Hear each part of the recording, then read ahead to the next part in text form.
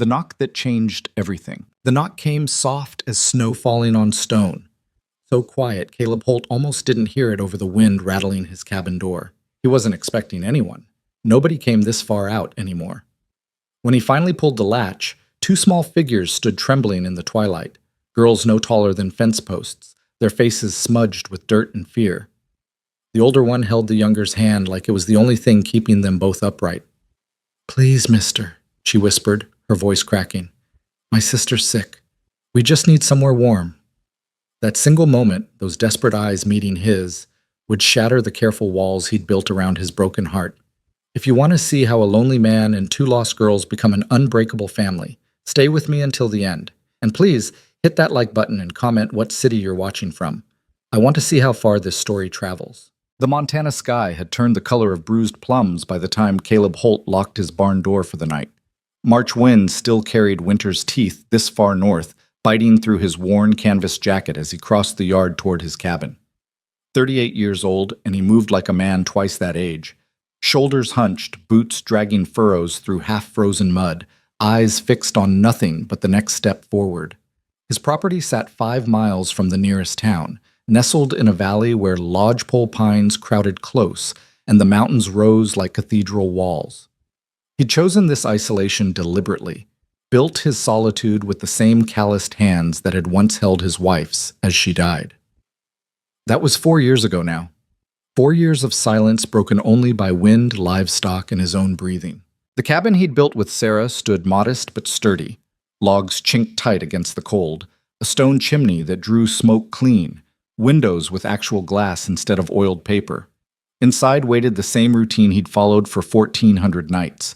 Build the fire, heat whatever was left in the pot, eat standing at the counter, wash a single plate and fork, then sit in his chair until exhaustion dragged him to bed. He had his hand on the door latch when he heard it, a sound so faint he almost dismissed it as wind playing tricks. But it came again, tap, tap, tap, deliberate and human. Caleb froze. Nobody came out here. The last visitor had been old Doc Frazier 8 months back, checking if he needed supplies brought from town. Even the circuit preacher had stopped including him on his rounds after Caleb made it clear he had no use for comfort or salvation.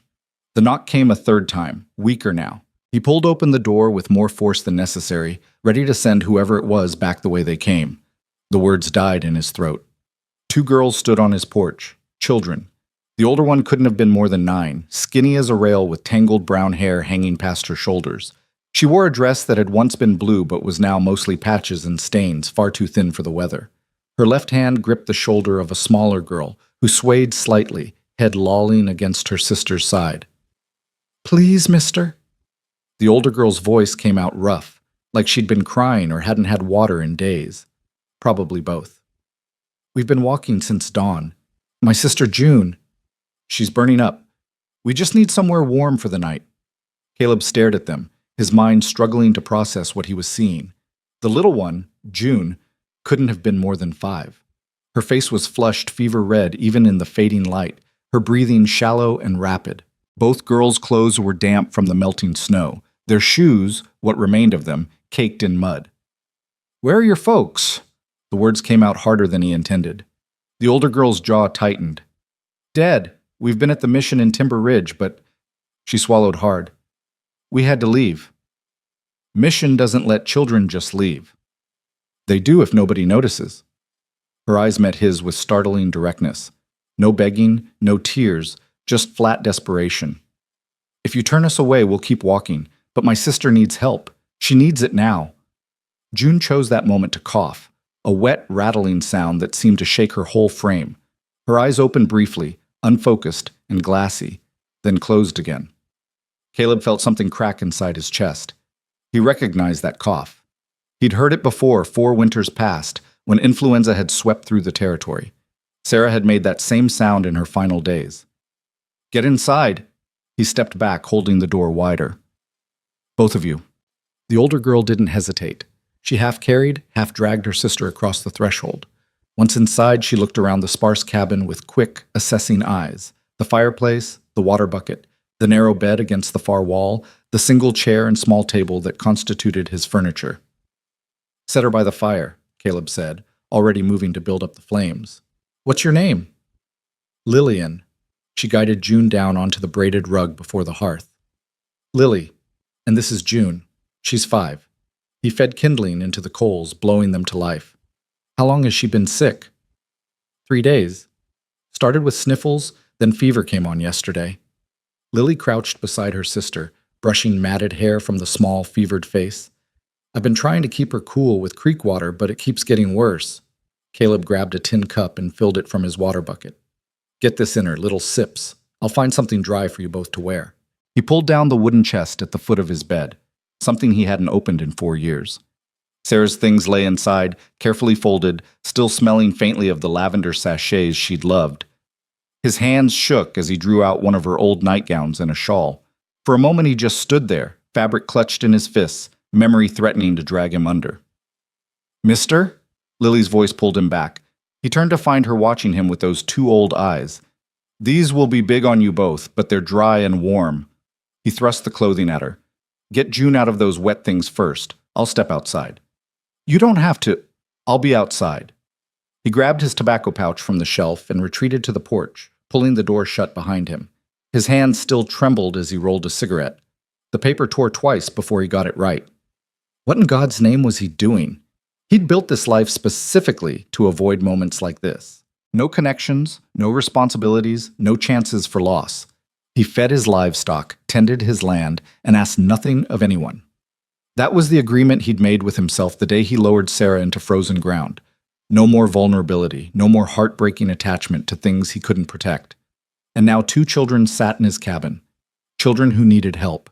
Children whose eyes held the same exhausted grief he saw in his own mirror. He smoked the cigarette down to his fingers, then rolled another. Inside, he could hear Lily's soft voice murmuring to her sister. The sound of fabric rustling. A cough. Then quiet words of comfort. Ordinary sounds that felt like earthquakes in his carefully controlled world. When he finally went back inside, Lily had changed June into Sarah's nightgown. The garment swallowed the little girl completely, sleeves hanging past her hands, hem pooling around her feet. She lay curled on the rug by the fire, eyes closed, breathing rapid and shallow. Lily had wrapped herself in the shawl, but still wore her damp dress underneath. She looked up as Caleb entered, her posture defensive despite the exhaustion evident in every line of her body. Thank you, she said quietly. We'll leave at first light. I promise we won't be trouble. Caleb hung his hat on its peg and moved to the stove. You'll leave when your sister can walk without falling over. Might be tomorrow, might be longer. He pulled down his dented pot and started filling it with water. You eaten today? We had some bread this morning. That's not what I asked. Silence answered him.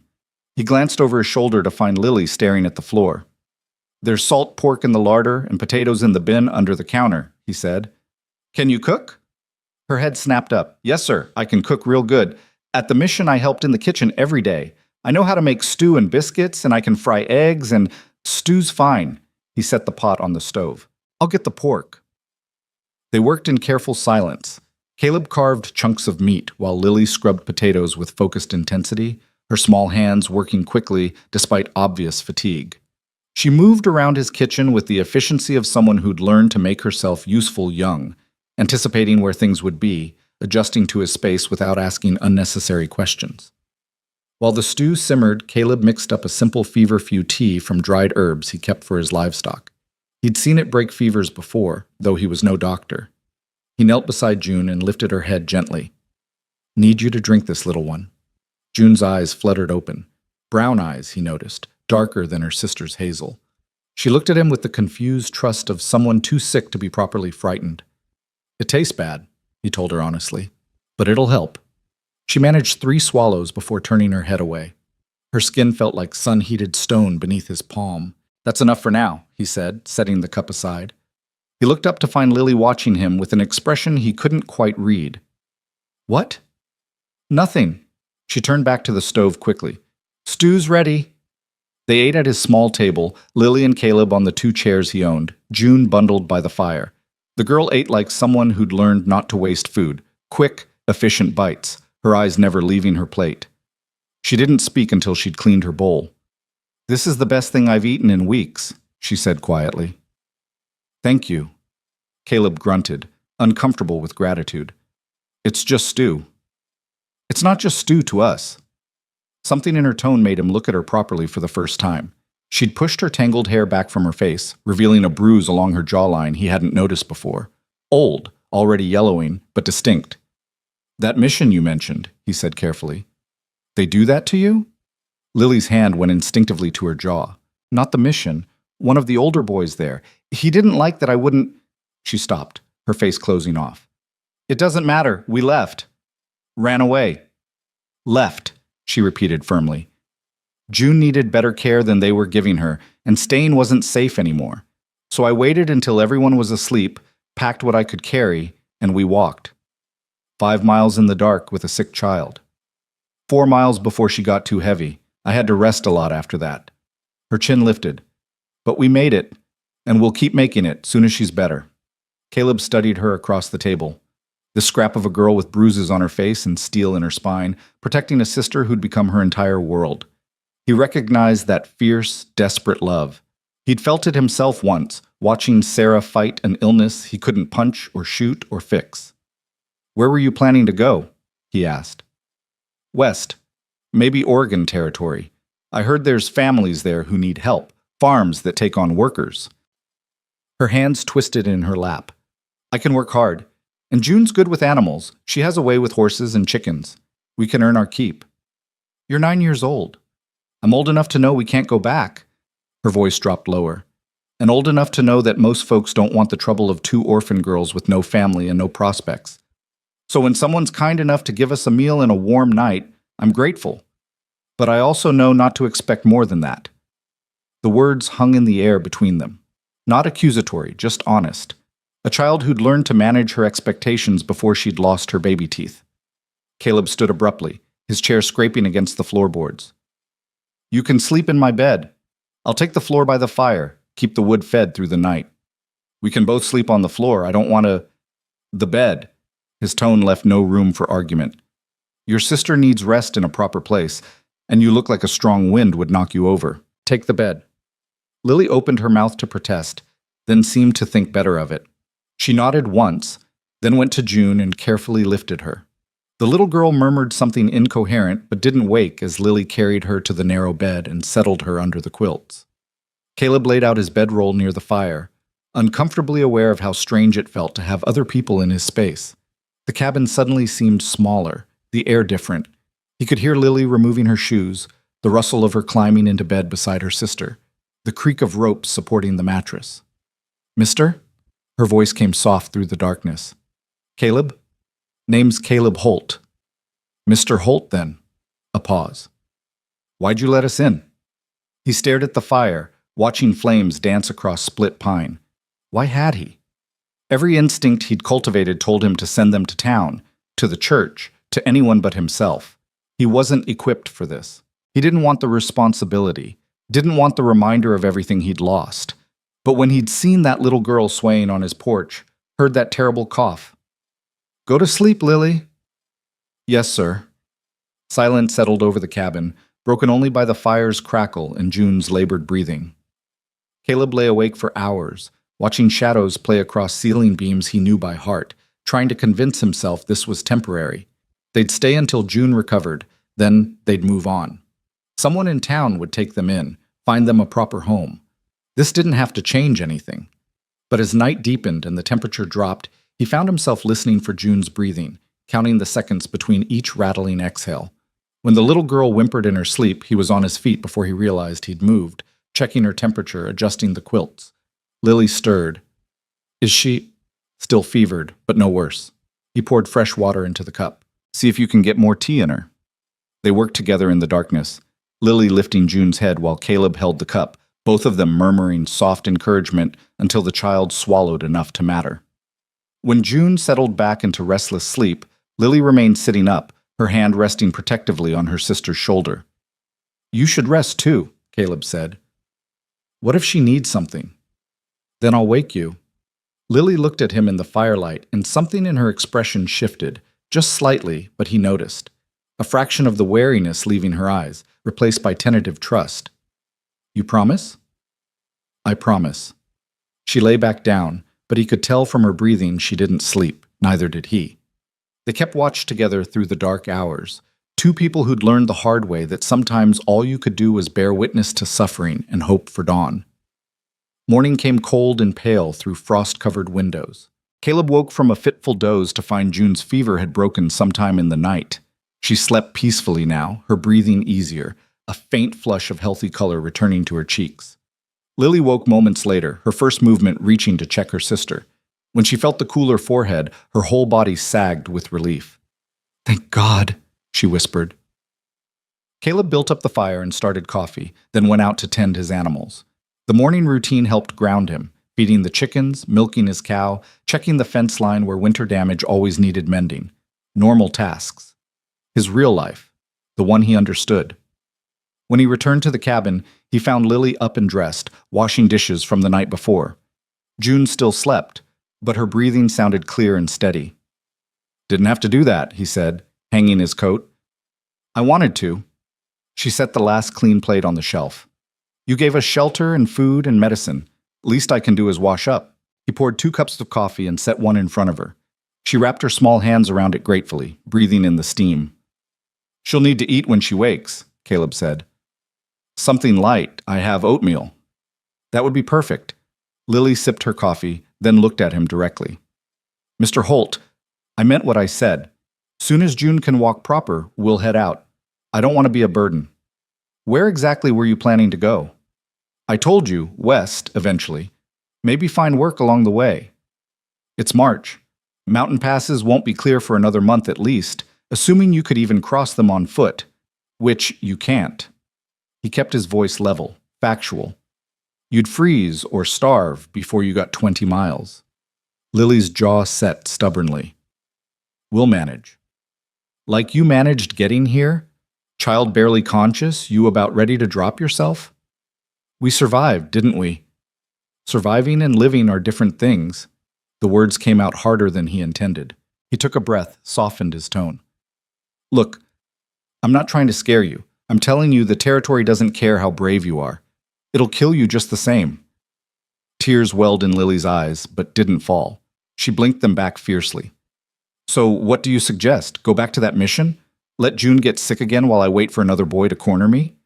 Or maybe we should try the town, see if anyone wants 2 more mouths to feed when they can barely manage their own." "I'm suggesting you stay put until spring." The words were out before he'd fully thought them through. They hung in the air between them like smoke, impossible to pull back. Lily stared at him. "Stay here?"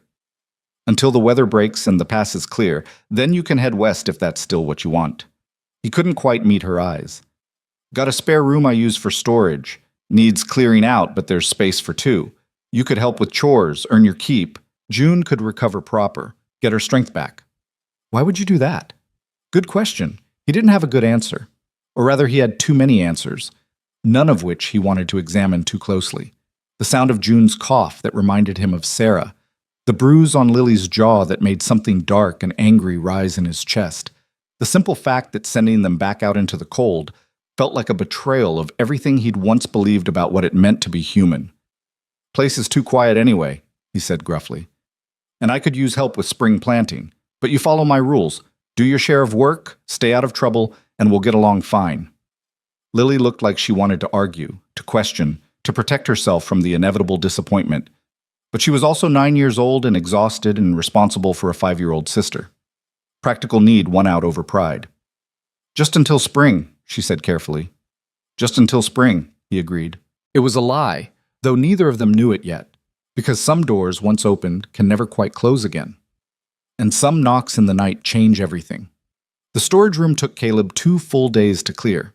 He'd been using it to avoid dealing with Sarah's belongings, boxes of her clothes, her books, the cradle he'd built before they'd lost their only child in the 7th month. Items he couldn't bring himself to use but couldn't bear to destroy. Now he carried them out to the barn 1 armload at a time, storing them in the loft where he wouldn't have to look at them every day. Lily watched from the doorway, June balanced on her hip. The little girl had improved remarkably in 48 hours. Fever gone, appetite returning, though she still tired easily and hadn't spoken more than a handful of words since arriving. "I could help," Lily offered for the 3rd time.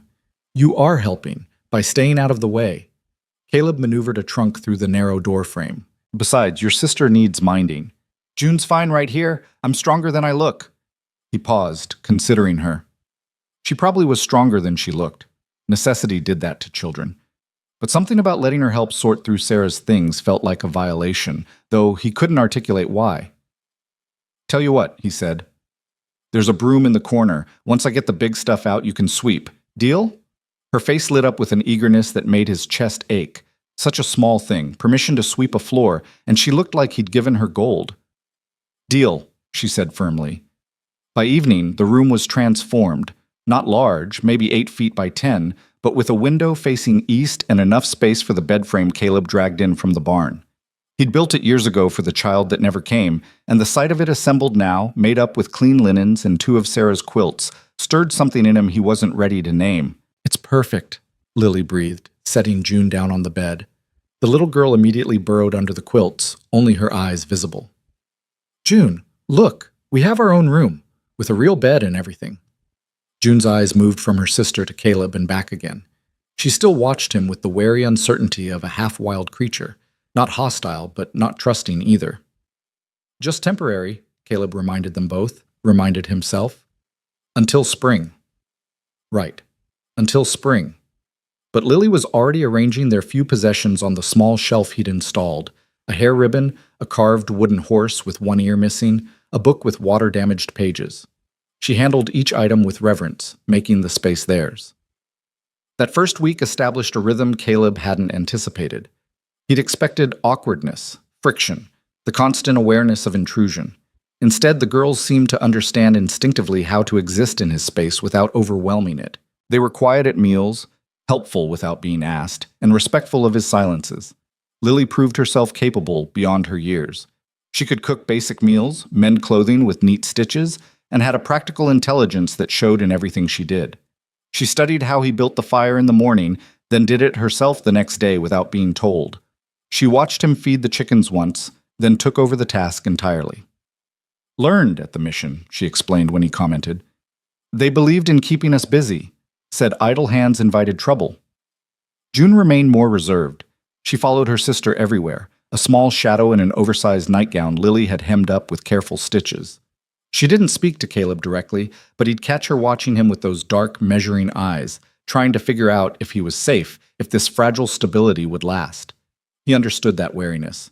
He'd felt it himself after Sarah died, that constant bracing for the next loss. The second week brought unexpected snow, a late March storm that dumped 8 inches overnight and kept them cabin-bound for 3 days. Caleb woke that first morning to find the girls already up, Lily teaching June letters by the firelight using a piece of charcoal in the back of an old board. A is for apple, Lily was saying, drawing the letter carefully. See how it looks like a little house with a line through the middle? Now you try. June took the charcoal with solemn concentration, her tongue poking out as she attempted to copy the shape. Her version looked more like a teepee than a house, but Lily praised it anyway. That's real good, Junebug. Tomorrow we'll do B. Caleb stood in the doorway of his room, watching them. Something about the scene, the 2 heads bent together, the fierce focus on such a simple task, the pure love evident in Lily's patient teaching, carved into him like water-wearing stone. Morning, he said, announcing himself. Both girls looked up. June immediately hid the board behind her back, as if expecting punishment for using his materials without asking. It's just an old scrap piece, Lily said quickly. I didn't think you'd mind. I can find something else if... It's fine. He moved to the stove, measuring coffee by habit. You teaching her to read? Trying to. The mission had some classes, but June was too young for most of them. I want her to know her letters before... She stopped abruptly. Before spring, Caleb finished quietly. Before you head west. Yes. The words sat heavy between them. Caleb poured water into the pot, very aware of June's eyes on him. The child still hadn't spoken directly to him, but she was listening to every word. Could teach her numbers, too, he heard himself say. If you want. Basic arithmetic is useful, no matter where you end up. Lily's face brightened with surprise. You do that? Got nothing but time while we're snowed in. He busied himself with the coffee, uncomfortable with her gratitude. Might as well make use of it. So began the strangest schoolhouse Caleb had ever participated in. After breakfast each day, While wind howled and snow piled against the windows, they'd gather at his small table. He'd start with numbers, counting out dried beans, adding and subtracting them in piles, showing June how numbers were just ways to keep track of things that mattered. June absorbed it all silently, but Caleb could see her understanding growing.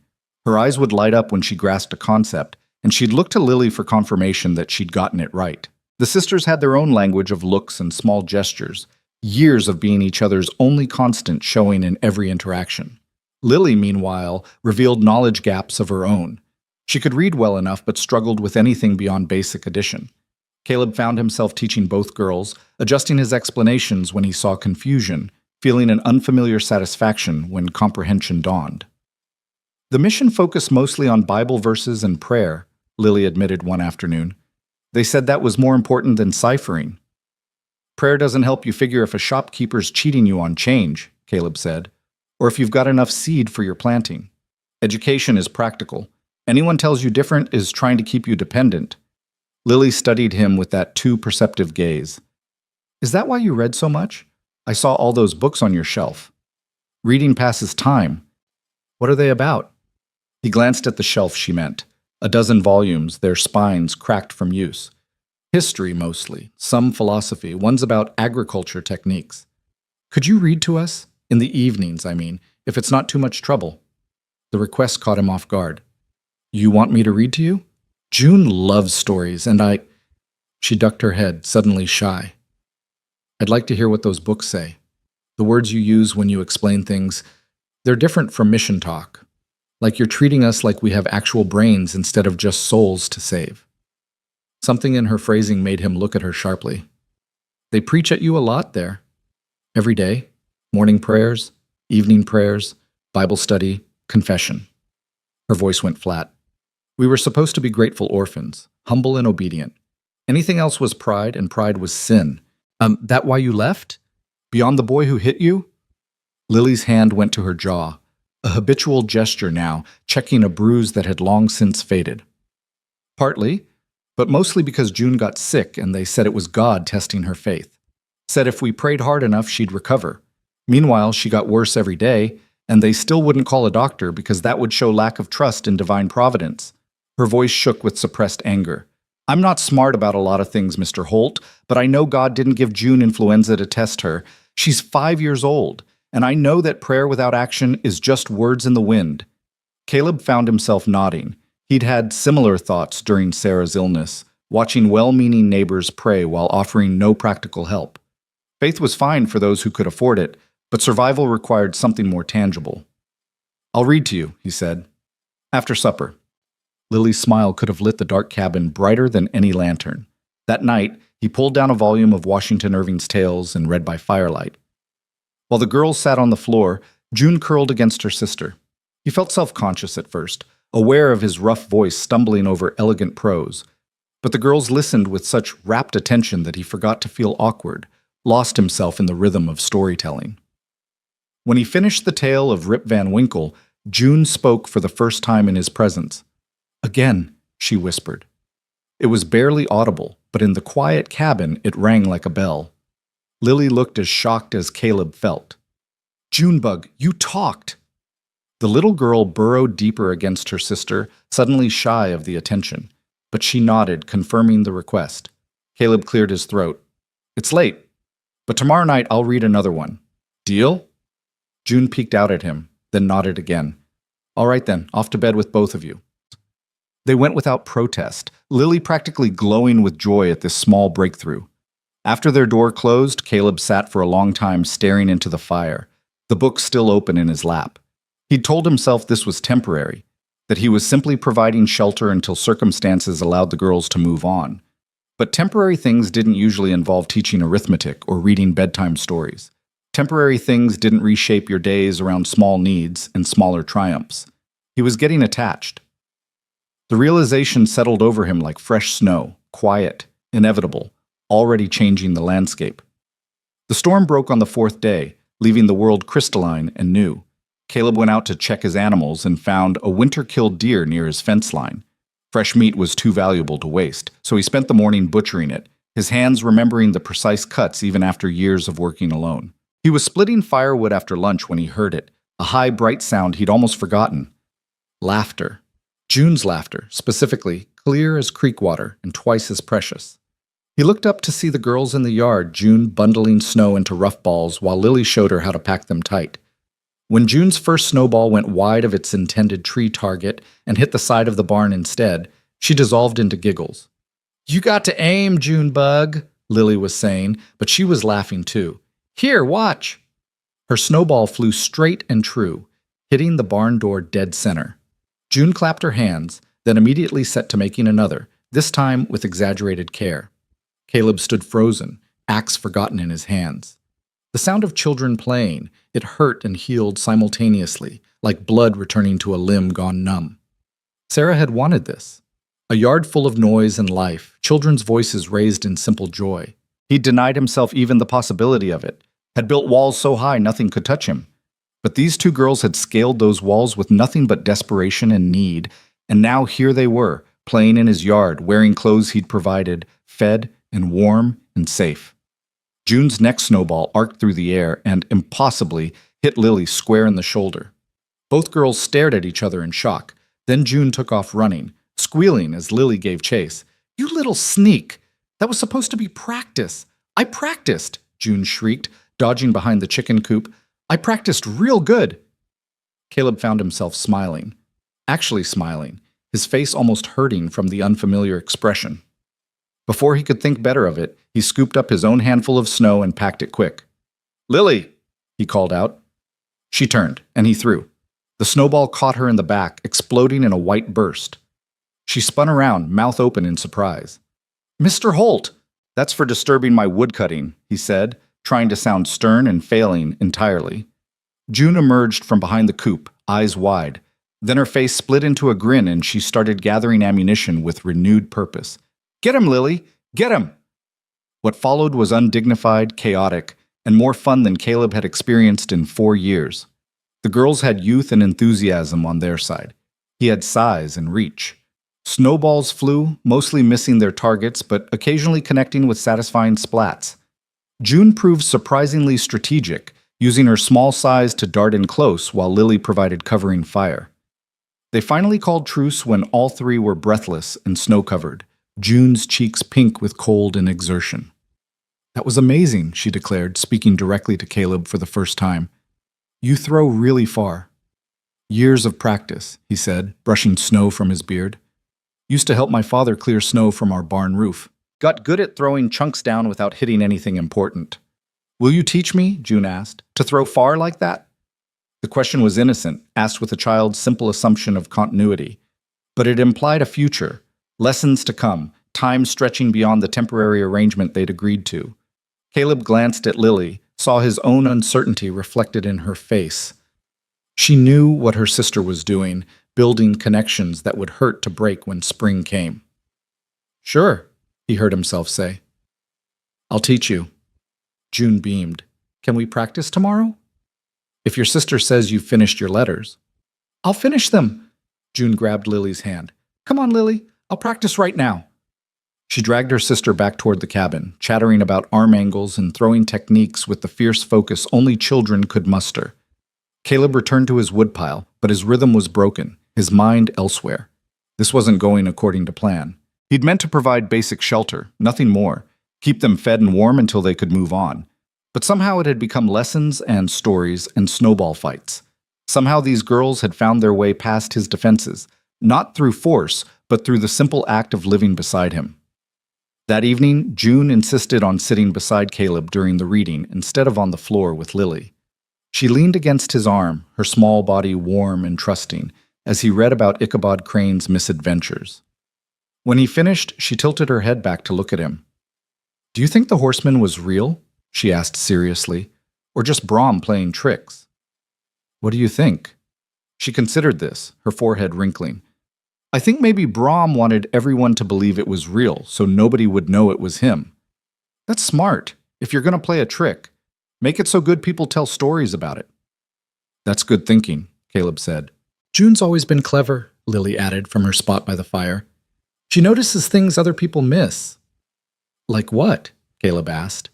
June shrugged, suddenly shy again. Just things, like how you always check the windows before bed, and how you cut your bread in the same direction every time, and how you don't never sit with your back to the door. He stared at her, unnerved by her observations. She was right. Those were old habits from his years scouting for wagon trains, survival patterns so ingrained he no longer noticed them. But she had. That's called being observant, he said carefully. It's a useful skill. The mission folks called it nosy, June said matter-of-factly. Said I should mind my own business and stop asking questions. The mission folks were wrong about a lot of things, Lily said firmly. They were, Caleb agreed. Asking questions is how you learn. Nothing wrong with paying attention to the world around you. June's smile was small, but genuine. She settled more comfortably against his side, and Caleb felt something in his chest give way, not breaking, exactly, but shifting. Making room. The weeks that followed fell into their own pattern. Mornings were for chores and lessons, afternoons for whatever work the season demanded. Caleb started including the girls in his daily routines, showing Lily how to collect eggs without startling the hens, teaching June to identify animal tracks in the snow. Small skills, practical knowledge, the kind of education that came from living rather than books. Lily proved herself remarkably capable with the livestock. She had gentle hands and infinite patience, traits the animals responded to. His cow, normally skittish around strangers, stood calm while Lily milked her. You've done this before, Caleb observed, watching her work. A little. The mission had goats. I liked taking care of them. They didn't care if you were an orphan or if you were grateful enough. They just wanted food and kindness. She rested her forehead against the cow's flank. Is that wrong? That I like the animals better than most of the people? No. Animals are honest about what they need. People tend to complicate things. She looked up at him, really looked, and he saw understanding pass between them. Both of them had chosen solitude for similar reasons, not because they hated people, but because people came with expectations and judgments and complications they weren't equipped to handle. Is that why you live out here? She asked quietly. To avoid complications? Partly. Do we complicate things? The question deserved honesty. Yes, but not in bad ways. Lily nodded slowly, then went back to her milking. But Caleb could see the small smile she tried to hide. March gave way to April, and with it came the first real signs of spring. Snow melted in earnest, turning the yard to mud. Creek ice broke with sounds like rifle shots. Birds returned, filling dawn with songs Caleb had forgotten to listen for. The girls had been with him 6 weeks now, and the cabin no longer felt like his solitary refuge. It felt like a home. Small signs of their presence marked every room. June's attempts at letters pinned to the wall, Lily's mending basket by the fire, the faint scent of the soap she made from his tallow and wood ash. He'd stopped thinking about when they'd leave and started thinking about things like whether June needed new shoes before summer, whether Lily would want her own garden plot to tend. It was dangerous thinking. He knew it, but he couldn't seem to stop. One evening in mid-April, after the girls had gone to bed, Caleb sat by the dying fire and forced himself to face what he'd been avoiding. He cared about them. More than cared. He'd become responsible for them in ways that went beyond temporary shelter. They'd become his. The realization terrified him. Caring meant vulnerability, and vulnerability meant pain when loss inevitably came. He'd sworn after Sarah that he'd never again give anyone the power to destroy him the way her death had. But maybe, a small voice whispered, maybe it was worth the risk. Maybe living in fear of loss meant never really living at all. He was still wrestling with these thoughts when Lily's door creaked open. She padded out in her nightgown, her hair loose around her shoulders. Can't sleep? He asked. June had a nightmare. She's settled now, but She hugged herself, looking younger than her 9 years. Can I sit with you a minute? Of course. She curled up in Sarah's old chair, pulling a blanket around her shoulders. For a while they just sat in comfortable silence, watching embers glow. Mr. Holt, Lily finally said, can I ask you something? Go ahead. When we first came here, you said until spring. It's spring now. The passes are opening. But you haven't said anything about us leaving. She looked at him with those 2 old eyes. Are you waiting for us to go? Or are you waiting for something else? The question hung between them like smoke, impossible to ignore. Caleb stared into the fire, acutely aware of Lily's gaze on him. The weight of her hope and fear mingled in those few words. He'd known this conversation was coming. had felt it building for weeks, but having it arrive still felt like standing at a cliff's edge. I don't know, he said finally, because honesty seemed the only fair thing to offer. I told myself it was temporary because that felt safer, easier. But nothing about you two has been easy, Lily, or temporary. She pulled the blanket tighter around herself. We could go. If that's what you want. I meant what I said. I don't want to be a burden. You're not a burden. The words came out rougher than he intended. But I'm not. I don't know how to do this. How to be what you need. You've been doing it for 6 weeks. That's different. That was just getting through each day. But if you stay, really stay, that's something else entirely. That's me saying I can be responsible for 2 children when I couldn't even protect. He stopped abruptly, the words catching in his throat. Lily watched him with understanding far beyond her years. You had a family before. That's whose clothes we're wearing, isn't it?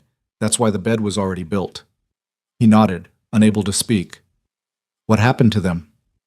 Wife died 4 years ago. Influenza, same as what June had. Baby. He had to stop, breathe, force the words out. Baby didn't make it either. Sarah was 7 months along when she got sick. Fever took them both inside a week. The cabin fell silent except for the fire's whisper and the wind outside. Lily didn't offer empty condolences or try to fill the quiet with platitudes. She just sat with him in his grief, honoring it with her presence. I'm sorry, she said quietly. That's a terrible thing to lose. It is. He looked at her then, this child who'd already survived more loss than most adults. And it made me afraid. Afraid to care about anything again, because caring hurts too much when it's taken away. But you let us in anyway. Didn't feel like I had much choice, not when I saw you two standing on my porch. He managed a grim smile. Turns out my heart isn't as dead as I thought it was. Lily's eyes shimmered with unshed tears. So what do we do? June and me, we don't want to leave. This is the first place that's felt safe since our parents died. But if you need us to go, if it's too hard for you, we will. I won't force you into something you're not ready for. There it was. A 9-year-old child offering him an escape from responsibility, trying to protect him even as she asked for protection herself. The unfairness of it, the backwards nature of a child shouldering adult burdens, made something crystallize inside him. No, he said firmly. You're not leaving, not unless you want to, and even then I'd argue against it. You belong here, both of you. I just needed to say the scared part out loud before I could say the sure part. And what's the sure part? He met her gaze directly. That I want you to stay. Permanently. Not as guests or temporary shelter, but as... He faltered, searching for the right word. Family? Lily whispered. The word should have terrified him. Instead, it settled over him like a familiar coat, worn and comfortable and right. Yes. Family. Lily launched herself out of the chair and into his arms before he could brace for it. She wrapped herself around him, sobbing into his shoulder. Great, heaving cries that seemed to come from somewhere deep and broken inside her. He held her awkwardly at first, then tighter, one hand cradling her head while she released weeks of held-back fear and desperate hope. I tried so hard, she gasped between sobs. To take care of her, to keep us safe, to not need anyone. But I was so scared, Mr. Holt, so scared we'd end up somewhere terrible, or that June would get sick again and I wouldn't know what to do, or that... Shh, you don't have to be scared anymore. I've got you, both of you. She clung to him like he was the only solid thing in a shifting world, and maybe for her he was. He let her cry until the storm passed, until her breathing evened out and she pulled back, wiping her face with the blanket. Sorry, she mumbled. I didn't mean to fall apart like that. You're 9 years old. You're allowed to fall apart. He kept his hands on her shoulders, making sure she heard him. You've been carrying too much for too long, Lily. You don't have to carry it alone anymore. She nodded, then looked toward the closed door of her room. Should we tell June now? She'll be so happy. Morning soon enough. Let her sleep. But Lily was already shaking her head. She's not sleeping. She never sleeps when she's worried, just pretends to. She's probably got her ear pressed to the door right now. As if on cue, the door creaked open and June appeared, clutching the wooden horse to her chest. Her eyes were wide and red-rimmed, and she looked between them with barely contained emotion. Did you mean it? She asked Caleb directly, her voice small but steady. We can really stay? Forever? He opened his arm and she came to him, fitting herself against his other side. I meant it. If you want to stay, this is your home now. June pressed her face against his chest. I want to stay. I like it here. I like you. Simple words, simply stated, but they hit him with unexpected force. She liked him. This wary, observant child who'd barely spoken for weeks had decided he was worth liking, worth trusting. I like you too, Junebug, he said, and found he meant it completely. They sat together by the dying fire, this makeshift family, cobbled together from loss and need and desperate hope.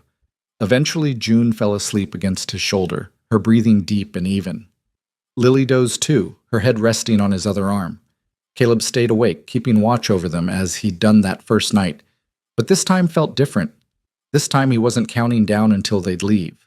He was thinking about the future, about new shoes and garden plots and teaching June to ride a horse, about watching Lily grow up, helping her navigate the complications of becoming a woman, about being present for all the small, ordinary moments that made up a life. He was thinking about being a father. The thought should have terrified him. Instead, it felt inevitable. Right, like finding a path he'd lost years ago and only now recognized he'd been searching for. When dawn light finally crept through the windows, he gently woke the girls and sent them to their proper bed. Then he started the coffee and began planning all the things that needed doing if this was truly going to work. The first order of business came 3 days later when he hitched up his wagon and drove into town, the girls beside him. It was the first time he'd brought them to Timber Ridge, and he watched their reactions carefully as they rolled down the main street. The town wasn't much: a general store, blacksmith, livery stable, saloon, and a handful of houses clustered around a church. But to girls who'd spent recent months at an isolated mission, it probably seemed bustling. "Why are we here?" Lily asked, though her eyes tracked everything with keen interest. "Need to make some things official," Caleb said, "and get you both proper supplies." He stopped first at the general store, where Martha Henderson looked up from her counter with undisguised curiosity. Martha knew everyone's business in Timber Ridge and wasn't shy about sharing it. "Caleb Holt," she said, her eyes moving from him to the girls and back. "Didn't expect to see you, and with company, no less." "Martha." He kept his tone civil but cool. "Need some supplies, girls need shoes, proper dresses, whatever else children require. I'll trust your judgment on that." Martha's eyebrows climbed toward her hairline. "Children, is it? These the orphans I heard ran off from the mission?" "These are Lily and June," he said firmly, not confirming or denying. "They're staying with me. Now, about those supplies?" To her credit, Martha didn't push further. She came around the counter and knelt before the girls with a measuring eye. "Let's see what we can find for you two. When's the last time you had shoes that fit proper?" "Long time," June admitted softly. "Well, we'll fix that right up." While Martha worked with the girls, Caleb wandered the store, picking up items he'd need. More food staples, fabric for the curtains Lily had mentioned wanting, a better lamp for their room. Small things that added up to permanence. He was examining a child's reader when Doc Frazier walked in, his medical bag in hand. The old man spotted Caleb immediately and made his way over. "Caleb, been meaning to ride out to your place, but spring keeps me busy with all manner of ailments." He glanced toward where the girls were trying on shoes. "Those the children I heard about?" "Word travels fast. Always does. Martha sent her boy running to tell me you were in town with 2 little girls." Doc studied them with a physician's eye. "They look healthy enough from here. The smaller one have that cough I heard about?" "Had it. Broke the fever 6 weeks back. She's been fine since." "Good, good." Doc turned his attention back to Caleb. "You taking them in permanent like?" "That's the plan." "Legal adoption or just informal arrangement?" The question pulled Caleb up short. He hadn't thought that far ahead, but Doc was right to ask. If anything happened to him, or if someone from the mission came looking, the girls would have no protection without legal standing. "What would adoption require?" he asked carefully. "Testimony before the territorial judge that you're fit to raise them, that they're willing, and that there's no other family with claim. Given they're confirmed orphans from the mission, shouldn't be complicated. Judge Carson makes his circuit through here once a month, due back next week, actually." "And if I don't make it legal?" Doc's face grew serious. "Then you're just a man housing 2 children who aren't yours. Mission could demand their return. Or if something happened to you, they'd have no claim to your property, no legal protection at all. They'd be orphans again, subject to whatever the territory decided to do with them." The thought of the girls being torn away, sent back to that mission, or worse, made Caleb's jaw clench. Then I'll speak to the judge. Whatever needs doing to make it legal and binding. Smart man. Doc clapped him on the shoulder. Those girls are lucky to have you. Caleb wasn't sure luck had anything to do with it, but he nodded anyway. They left the store loaded with packages, the girls wearing new shoes that actually fit and carrying dresses wrapped in brown paper. June couldn't stop looking at her feet, clearly amazed by the novelty of proper footwear. They're so shiny, she kept saying, and they don't pinch nowhere. Anywhere, Lily corrected automatically, but she was smiling. Her own new shoes had made her walk taller, more confident. Their next stop was the land office, where Caleb filed paperwork adding the girls as dependents on his homestead claim. The clerk, a nervous young man named Peters, processed the forms with minimal fuss. Judge Carson will need to approve the adoption when he comes through, Peters said, stamping documents with official-looking seals. But this establishes their residence with you in the meantime, gives you legal standing to make decisions for their welfare. Good enough. As they prepared to leave town, Reverend Thomas intercepted them outside the church. He was a thin man with kind eyes and the slightly distracted air of someone who lived more in scripture than reality. Mr. Holt, a moment, please. Caleb suppressed a sigh. He'd known this was coming, had prepared for it even, but dealing with well-meaning religious concerns still tried his patience. Reverend, I heard you've taken in the girls who left the mission. Thomas glanced at Lily and June with genuine concern. I want you to know the church stands ready to help however we can. Children need community, guidance. Children need food, shelter, and people who actually care about them, Caleb interrupted. Which they have, but I appreciate the offer. Thomas had the grace to look slightly abashed. Of course. I didn't mean to imply otherwise. It's just, well, raising children alone is challenging for anyone, let alone a single man. If you ever need assistance, or if the girls would like to attend Sunday school, we'll keep that in mind, Lily said diplomatically, surprising Caleb with her intervention. Thank you, Reverend Thomas. The preacher nodded, blessed them with more sincerity than Caleb felt comfortable with, and retreated back to his church. You handled that well, Caleb told Lily as they climbed back into the wagon. I've had practice with preachers, she said dryly. They mean well mostly, but they think their way is the only way. You just gotta be polite until they move on to someone else. Miss, he laughed. An actual laugh, rusty from disuse but genuine. Where'd you learn to be so diplomatic? The mission. You learned real quick to say the right things to the right people, or life got harder. She settled June between them on the bench. But I don't have to do that with you. You don't want us to be something we're not. No, he agreed. I want you to be exactly who you are. The ride home felt different than the ride out. They were still the same three people, but something had shifted. Official papers existed now, documents that tied them together in ways that went beyond affection or temporary arrangement. They were becoming a family in the eyes of the law, not just in the privacy of an isolated cabin. That evening, while the girls examined their new possessions with the reverence of those unused to abundance, Caleb sat at his table and wrote a letter to Judge Carson formally requesting adoption proceedings. He'd never been good with written words, but he labored over each sentence, trying to explain why he was fit to raise these children despite his isolation and rough edges. What are you writing? June appeared at his elbow, startling him. Letter to the judge, so he knows we want to make things official. What's official mean? Means you and Lily become legally mine. My daughters, in all the ways that matter. June considered this. Will we have your name? The question caught him off guard. He hadn't thought about that aspect. Would you want to? Lily June Holt, she said, testing it out. June Holt. That sounds nice. Like we belong somewhere. You do belong somewhere. Here. She leaned against his arm, watching him write. Will we call you Pa? His hand stilled on the paper. Pa. Such a simple word, but loaded with implications and expectations. He wasn't sure he deserved that title, wasn't sure he could live up to it. You can call me whatever feels right to you, he said carefully. June nodded thoughtfully. I'll think about it. It's an important thing, what you call somebody. It is. She wandered back to where Lily was hemming her new dress, and Caleb sat staring at the half-finished letter. Pa.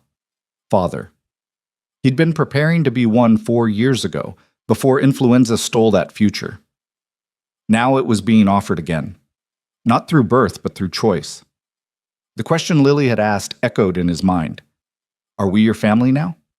He picked up his pen and finished the letter, his hand steadier than before. Judge Carson arrived in Timber Ridge 8 days later, and Caleb brought the girls to town for the hearing. It took place in the back room of the general store, Martha's kitchen table serving as a makeshift bench. The judge was a weathered man in his 60s with shrewd eyes and hands gnarled from years of frontier living before he'd taken up law. Mr. Holt, he began, shuffling through papers. You're petitioning to adopt Lillian and June, formerly of the Timber Ridge Mission for Orphan Children. Is that correct? Yes, sir. And girls, you understand what adoption means, that Mr. Holt would become your legal guardian, responsible for your welfare until you reach majority? Lily nodded firmly. We understand, sir, and we want it. Mr. Holt has been kind to us. He's given us a home and kept us safe. We want to stay with him. Carson turned to June. And you, little miss? You feel the same? June looked at Caleb, then back at the judge. He reads to us every night, she said seriously. And he teaches us things. And when I was sick, he stayed up all night making sure I was okay. That's what family does. Something in the judge's expression softened. That it is, child. That it is. He made notes on his papers. Mr. Holt, I have to ask, why do you want to take on this responsibility? You're a single man living in isolation. Raising children, especially girls, will be challenging. Caleb had prepared for this question, but now that it came, prepared answers felt insufficient. I won't lie and say I was looking for this. I wasn't, but these girls came to my door needing help, and I gave it, and somewhere along the way they stopped being a responsibility and started being... He paused, searching for words. Started being the reason I get up in the morning. I'm not perfect, and I don't know everything about raising children, but I know I'll do my damnedest to give them a good life, to teach them, protect them, and make sure they know they're wanted. That's more than some natural parents manage. Carson studied him for a long moment, then nodded. The mission has been notified of these proceedings and raised no objection. They confirmed the girls have no living relatives and were formally in their care. Given that, and given the girls' clear preference to remain with you, I see no reason to deny this petition. He signed a document with a flourish. As of this moment, Lillian and June are legally your daughters, Mr. Holt. Their surname is changed to Holt, and you have all parental rights and responsibilities thereof. Just like that, it was done. Caleb felt something shift in his chest, not breaking, but expanding, making room for the future that had just become real. Thank you, Judge, he managed. Don't thank me yet. Raising children is the hardest thing you'll ever do. But Carson smiled as he said it. Come back in a year and tell me how you're managing. They walked out into spring sunshine, Caleb carrying the official papers that proved they were family now. Not by blood, but by choice and law and love earned through shared survival. So it's real? Lily asked quietly. We're really Holts now? You're really Holts. June grabbed his hand, swinging it as they walked. Can we go home now, Pa? The word slipped out so naturally he almost didn't register it. Then it hit him. She'd called him Pa. Decided that was who he was to her, what felt right. His throat went tight with emotion he didn't know how to express. Yeah, Junebug. Let's go home. The ride back felt triumphant. The three of them squeezed together on the wagon bench. Lily kept touching the papers like they might disappear if she didn't keep checking. June sang, an off-key, made-up song about spring and sunshine and having a real family. Caleb let the wagon horse set its own pace, in no hurry to end this perfect moment. But moments, perfect or otherwise, never lasted as long as you wanted them to. They were still 2 miles from home when Caleb noticed smoke on the horizon. Too much smoke, too dark, coming from exactly where his property lay. His stomach dropped like a stone. Hold on, he told the girls, snapping the reins. The horse lurched into a faster pace. As they crested the final ridge, the worst was confirmed. His barn was on fire, flames leaping toward a cloudless sky, smoke billowing in great black columns. The cabin still stood, but embers were drifting toward it on the wind. Stay in the wagon, he ordered, already jumping down. We can help, Lily protested. Stay in the wagon. He ran for the barn, assessing as he went. The fire was already too advanced to save the structure, but his livestock, he could hear the cow bellowing inside, the chickens squawking in panic. He grabbed a feed sack, dunked it in the horse trough, and wrapped it around his head and shoulders. "Pa, no!" June's scream barely registered as he plunged into smoke and heat. The interior was hell, flames eating through dry hay and old wood, heat so intense it felt like breathing fire. He found the cow first, eyes rolling white with terror, and cut her loose from her stall. She bolted past him toward open air. The chickens were already mostly dead from smoke, but he kicked open their coop and the few survivors fled in a panicked flutter. He was turning to leave when he heard it.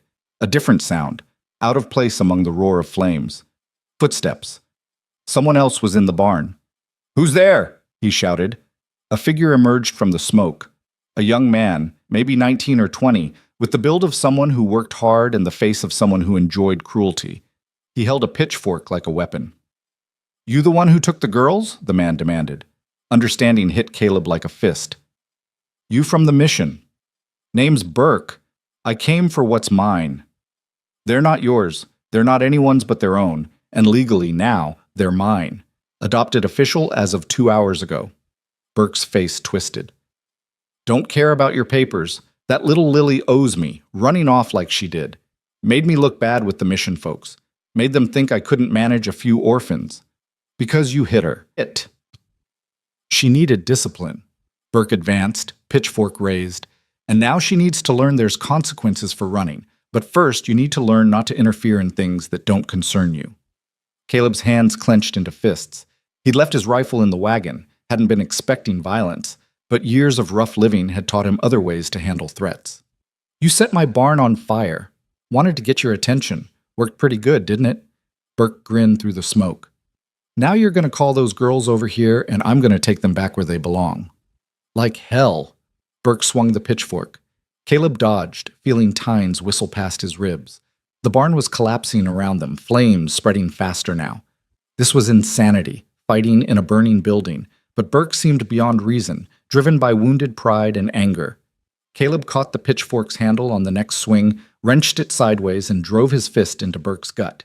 The younger man doubled over, and Caleb brought his knee up hard into his face. Burke went down in the burning straw. "Stay down," Caleb snarled. But Burke was already scrambling up, blood streaming from his nose, and now he had a knife. The blade caught firelight as he lunged forward with a wild slash. Outside, Caleb could hear Lily screaming his name. The sound of his daughter's terror cleared his head, focused everything to a single point. He couldn't die here. These girls had already lost one family. He wouldn't let them lose another. He moved inside Burke's guard, caught the knife hand, and twisted hard. Bone snapped. Burke shrieked and the knife fell. Caleb shoved him toward the barn door. "Get out! Don't ever come near my family again!" Burke stumbled through the smoke, cradling his broken wrist, and fled. Caleb followed, his lungs burning, his eyes streaming. He burst into open air just as a major support beam crashed down where he'd been standing moments before. Lily and June were out of the wagon, running toward him. He caught them both, pulling them close even as he coughed smoke from his lungs. "I told you to stay put," he rasped. "The barn." Lily's voice shook. "We saw someone running, and you were still inside." "I'm fine. We're all fine." But they weren't fine. Not really. His barn was gone, his winter stores of hay burning, his tools and equipment destroyed. The damage was catastrophic, months of work reduced to ash and char. And Burke had done it deliberately, out of spite and rage at losing control over 2 children he'd seen as his to torment. Caleb held his daughters tighter, watching his barn collapse in a shower of sparks. Material things could be rebuilt. What mattered was right here in his arms, safe and whole and his. "He's gone now," he told them, "and he won't be back." June looked up at him, her face smudged with soot and tears. "You saved the animals. You could have died." "Wasn't planning to." He managed a grim smile. "Takes more than a fire to get rid of me." They stood together watching the barn burn down to coals, the 3 of them silhouetted against the smoke-stained sky. The official papers proclaiming them family lay in the wagon, slightly singed but intact. It seemed fitting somehow, baptism by fire for this new life they were building together. When the flames finally died to embers, Caleb turned them toward the cabin. There was work to do, plans to make, a whole future to rebuild. But first they needed rest, and each other, and the simple comfort of being home. Whatever came next, they'd face it together. That was what family meant. The cabin felt different that night, smaller somehow, the walls pressing in as though the world outside had become more dangerous and home was the only safe harbor left.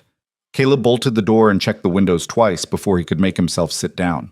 His hands still shook from adrenaline, and every time he closed his eyes, he saw Burke's face twisted with rage, felt the heat of flames against his skin. The girls sat close together on their bed, neither speaking, both watching him with eyes that had seen too much for one day. He'd washed the soot from their faces, checked them for injuries, made sure they ate something even though none of them had appetite. Now they simply existed in the aftermath, trying to process what had happened.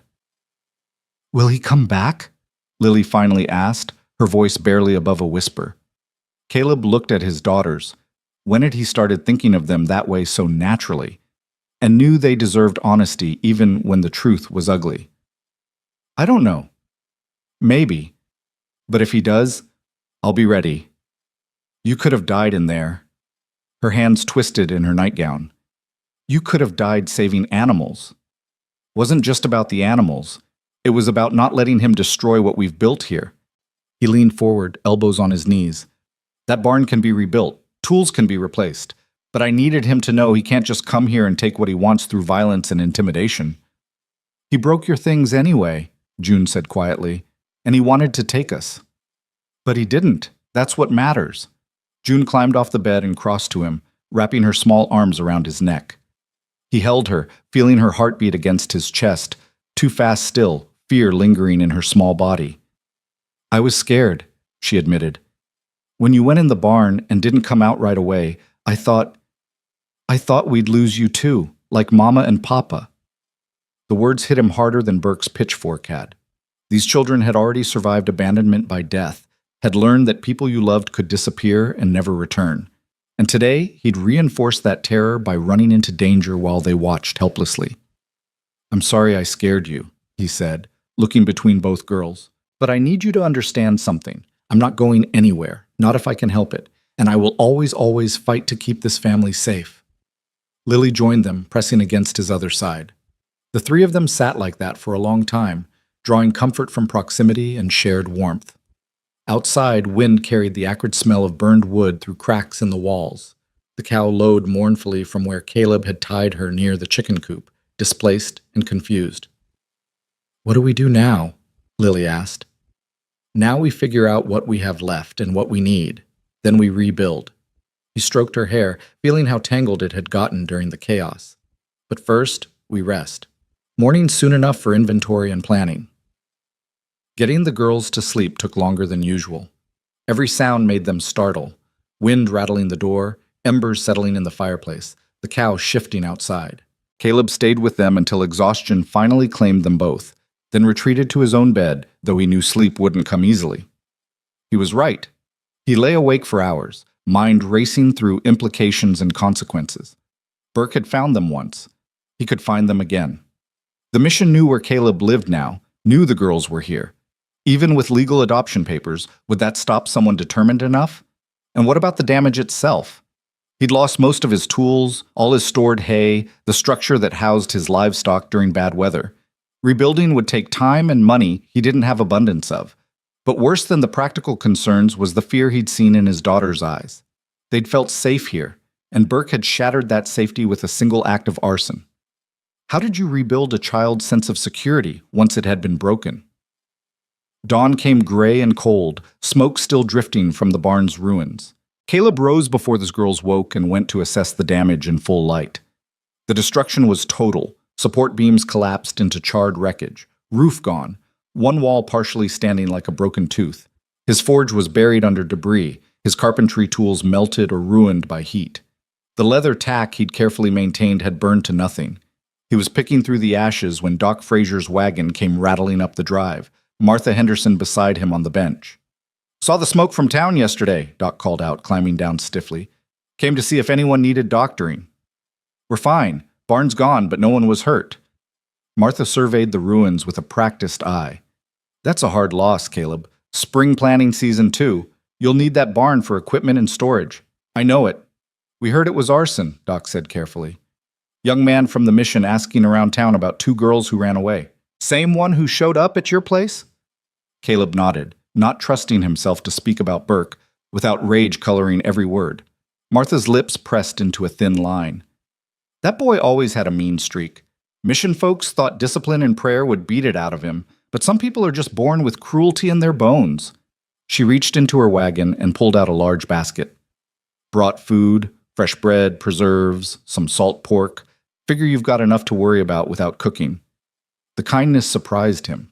He'd kept himself separate from the community for so long, had expected judgment rather than support. Thank you. You didn't have to do that. Yes, we did, Doc said firmly. You're part of this community, whether you like it or not. And those girls are under your protection now, which makes them ours too. Nobody's going to stand by while some hothead tries to harm children. The cabin door opened and Lily appeared, her hair hastily braided, June clinging to her hand. They stopped short at seeing visitors. It's all right, Caleb called to them. Doc Fraser and Mrs. Henderson came to check on us. Martha immediately bustled toward the girls with her basket. Look at you two. You've grown since I saw you last week. And those dresses I sold you are holding up nice. Come here and let me look at you proper. The girls submitted to her maternal inspection with varying degrees of comfort. June hid behind Lily, but Lily stood straighter, clearly trying to make a good impression. We're fine, ma'am, Lily said politely. Pa made sure we stayed safe. Pa. She'd called him Pa now, too, the title spreading naturally from June to her. Caleb felt something warm bloom in his chest despite the destruction surrounding them. Martha caught it too. Her eyes flicked to him with approval. That's good. That's real good. A girl needs a father who'll protect her. She turned back to the girls. Now, I don't want you worrying about rebuilding. The men in town will help. That's what community does. I can't ask people to, Caleb started. You're not asking. We're offering. Doc cut him off with the authority of a man used to being obeyed. Tomorrow's Sunday. I'll spread word after service. We'll organize a barn raising for next Saturday. Should be enough hands to get a basic structure up in a day. Caleb's throat went tight. He'd been alone so long, had convinced himself he preferred it that way. But now people were offering help without him asking, simply because it was needed. The weight of that generosity made him feel unsteady. I don't know what to say, he admitted. Say you'll have coffee ready for the workers, Martha said briskly. And maybe some of that stew Lily makes. Word around town is she's got a hand for cooking. Lily's face flushed with pride at the compliment. I can do that. I can cook for lots of people. After Doc and Martha left, Caleb gathered the girls and they sat at the table with the basket of food between them. He made coffee while Lily sliced bread, and for a few minutes they just existed in quiet domesticity. They called you Pa, Caleb said finally, looking at Lily. Both of you. Is that okay? June asked anxiously. You said we could call you what felt right. It's more than okay. I was just... He paused, searching for words. I was just honored that you trust me enough to call me that. Lily spread preserves on bread with careful concentration. At the mission, they told us we'd never have real families again, that orphans like us had to be grateful for whatever scraps of charity people gave us.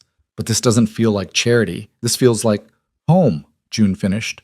This feels like home. It is home, Caleb said firmly, and nobody's taking that away from us. Not Burke, not the mission, not anybody. They ate Martha's bread and planned their week.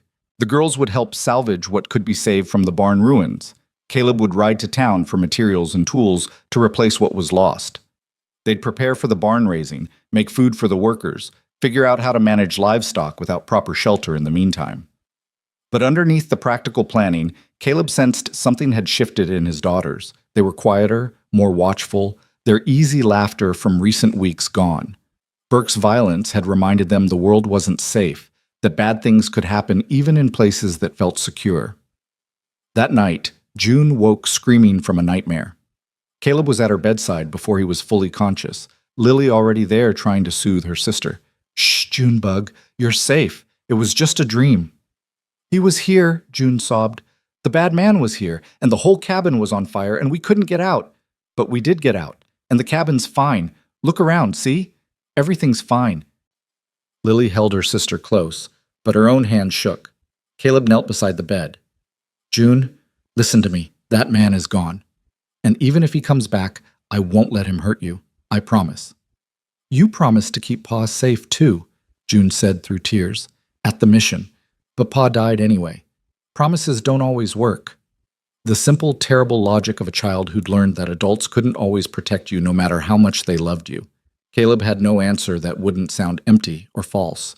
So instead, he did the only thing he could. He picked her up, carried her to his own bed, and settled her under the quilts.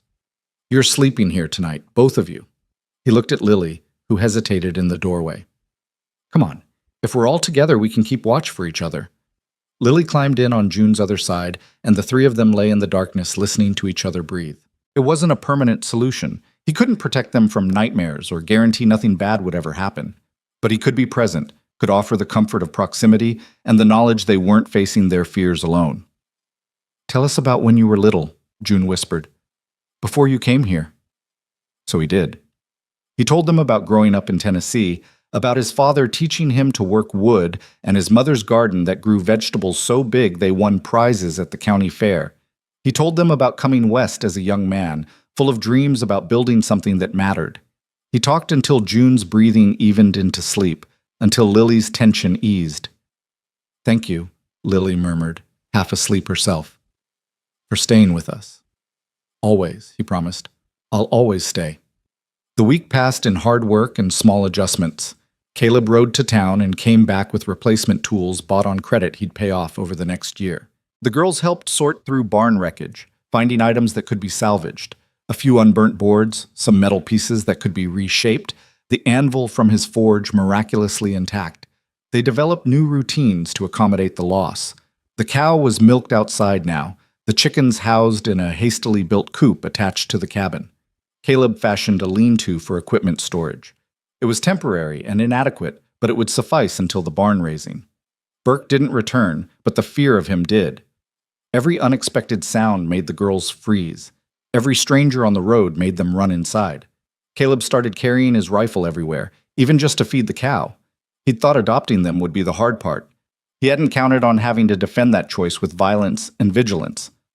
Saturday arrived with perfect weather, clear skies, mild temperature, the kind of day that made you believe spring might actually win against winter.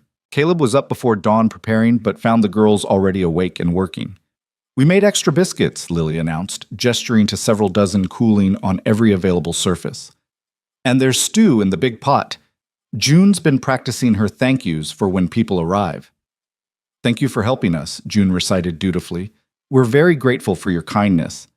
Caleb felt his throat tighten with pride and love for these two who'd taken on adult responsibilities without complaint. "You both did good. Real good." Wagons started arriving by 8 o'clock. Doc Frazier came with his sons, 3 strapping young men who worked as ranch hands. The blacksmith brought his tools and expertise. Even Reverend Thomas showed up with several members of his congregation, ready to work despite Caleb's absence from services. Martha Henderson arrived with a wagon full of food and immediately took charge of the cooking area, directing Lily with the efficiency of a general commanding troops.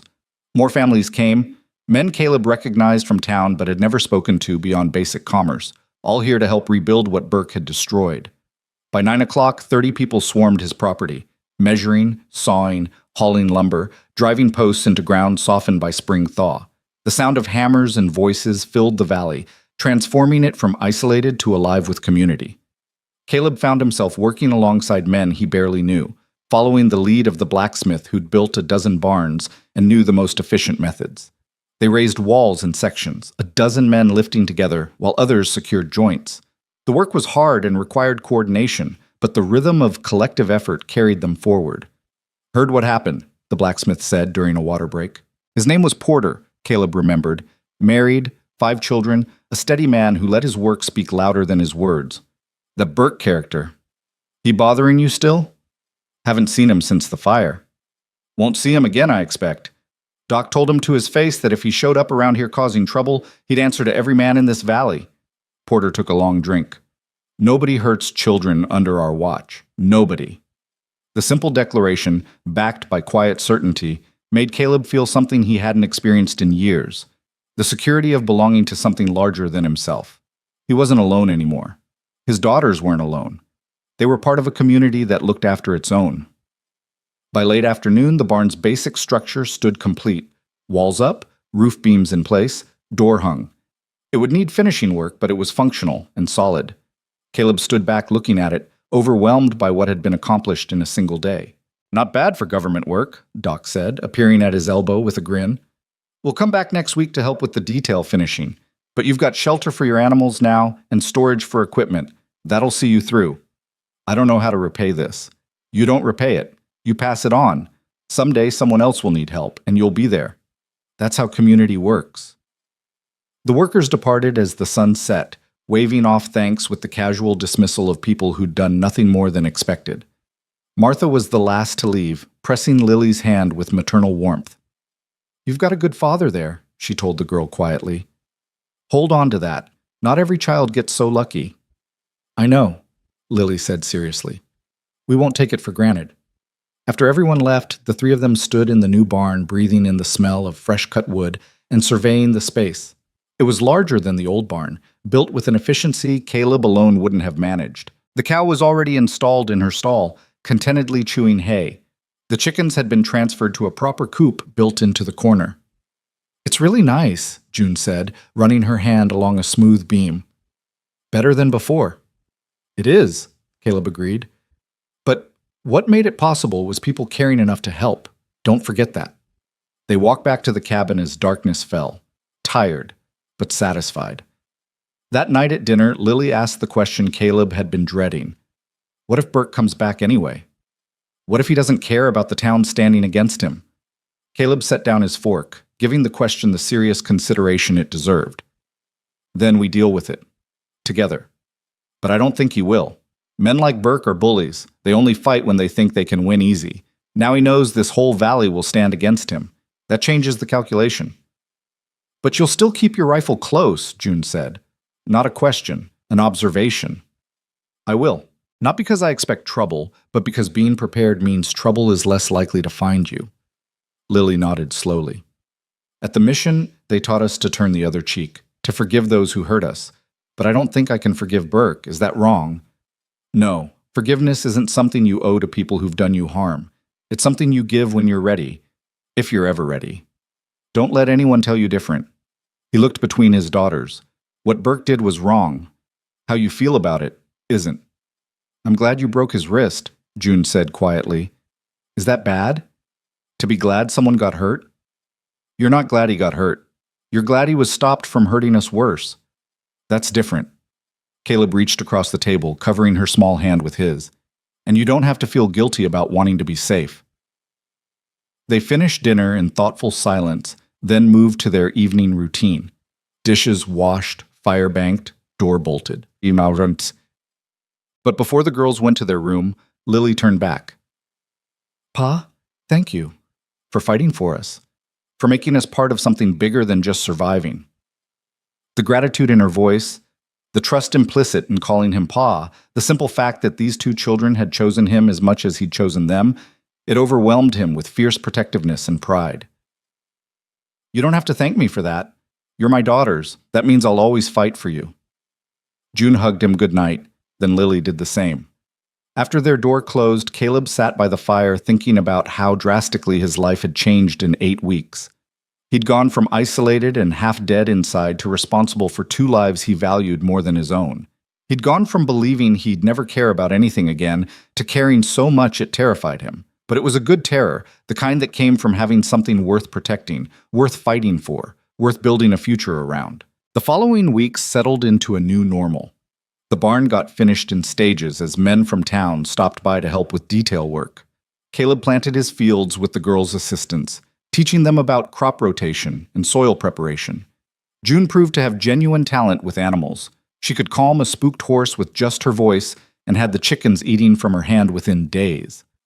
Lily took to gardening with focused intensity, planning a vegetable plot with the same strategic thinking she applied to everything. She studied Caleb's almanac, asked Martha Henderson detailed questions about preserving food, and threw herself into learning everything about making a homestead self-sufficient. I want to be useful, she explained when Caleb asked about her sudden agricultural education. I want to pull my weight, not just be another mouth to feed. You are useful, both of you. But you're also children. You're allowed to just be children sometimes. She looked at him like he'd suggested something impossible. When do we have time to just be children? There's always work to do. He realized then what the mission had done to her, convinced her that her worth was purely transactional, that love and care had to be earned through constant labor and usefulness. Breaking her of that belief would take time and patience. "Tell you what," he said, "tomorrow's Sunday. No work except feeding animals. We're taking the whole day to just exist. Maybe go fishing at the creek. Maybe just sit around doing nothing. Point is, we're not working. But the garden it'll keep. One day won't make difference to the vegetables, but it might make a difference to you." So they spent Sunday by the creek, Caleb teaching the girls to fish with poles he'd made from willow branches. June caught 3 fish with beginner's luck, squealing with delight each time. Lily caught none but laughed more in those few hours than Caleb had heard in weeks. They ate the fish for dinner, and June announced it was the best meal she'd ever had because she'd caught it herself. These were the moments Caleb tried to hold on to, the ordinary, perfect moments that proved they were building something real and lasting. But underneath the growing security, he remained vigilant. Burke might be gone, but the threat he represented wasn't. The world was still dangerous, still full of people who saw children as property to control rather than people to protect. Which was why, when Doc Frazier rode out to the homestead 3 weeks after the barn raising, Caleb's first thought was that trouble had found them again. "Everything all right?" he asked, meeting Doc in the yard. "Depends on your perspective." Doc dismounted, his expression serious. "Had a visit from territorial authorities yesterday. They received a complaint from the mission about you harboring runaways and potentially abducting children." Caleb's blood went cold. "We have legal adoption papers. Judge Carson himself signed them." "I know, and I showed them copies.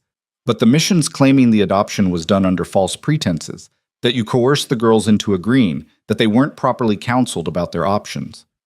Doc held up a hand before Caleb could explode. "I don't believe a word of it, and neither does anyone who's seen you with those girls. But the authorities have to investigate. They're sending someone next week to interview you and the children separately." "This is Burke's doing," Caleb said flatly. "Revenge, because I broke his wrist and ran him off." "Probably, but legal is legal. You need to be prepared." Doc's eyes were sympathetic but firm. "Make sure the girls understand what's happening. Make sure they can speak honestly about their choice to stay with you. And for the love of all that's holy, don't lose your temper when the investigator comes. I know you, Caleb. You don't suffer fools or bureaucrats gladly, but you need to play this smart." After Doc left, Caleb called the girls inside and explained the situation as simply as he could. They listened with growing alarm, June's hand finding Lily's and gripping tight. "They can't make us go back," June whispered. "Can they, Pa?" "We're yours now. The judge said so." "The judge did say so. And I'll fight with everything I have to make sure you stay here." He knelt before them, meeting their frightened eyes. "But I need you to tell the truth when they ask questions. Don't exaggerate or make things sound better or worse than they were. Just tell them exactly what happened, why you left the mission, why you came here, how I've treated you. Can you do that?" Lily's jaw set with determination. "We can do that. We'll tell them you saved us, because you did." "No. Tell them I gave you shelter and food and a home. Don't make it sound dramatic or rescued. Just tell them the facts." "The facts are you saved us," she insisted stubbornly. "From being cold and hungry and scared, from Burke, from having nowhere to go. Those are just facts." He pulled them both into a hug, feeling their hearts beating against his chest. "Then tell your truth. That's all anyone can ask." The week before the investigators' visit was tense.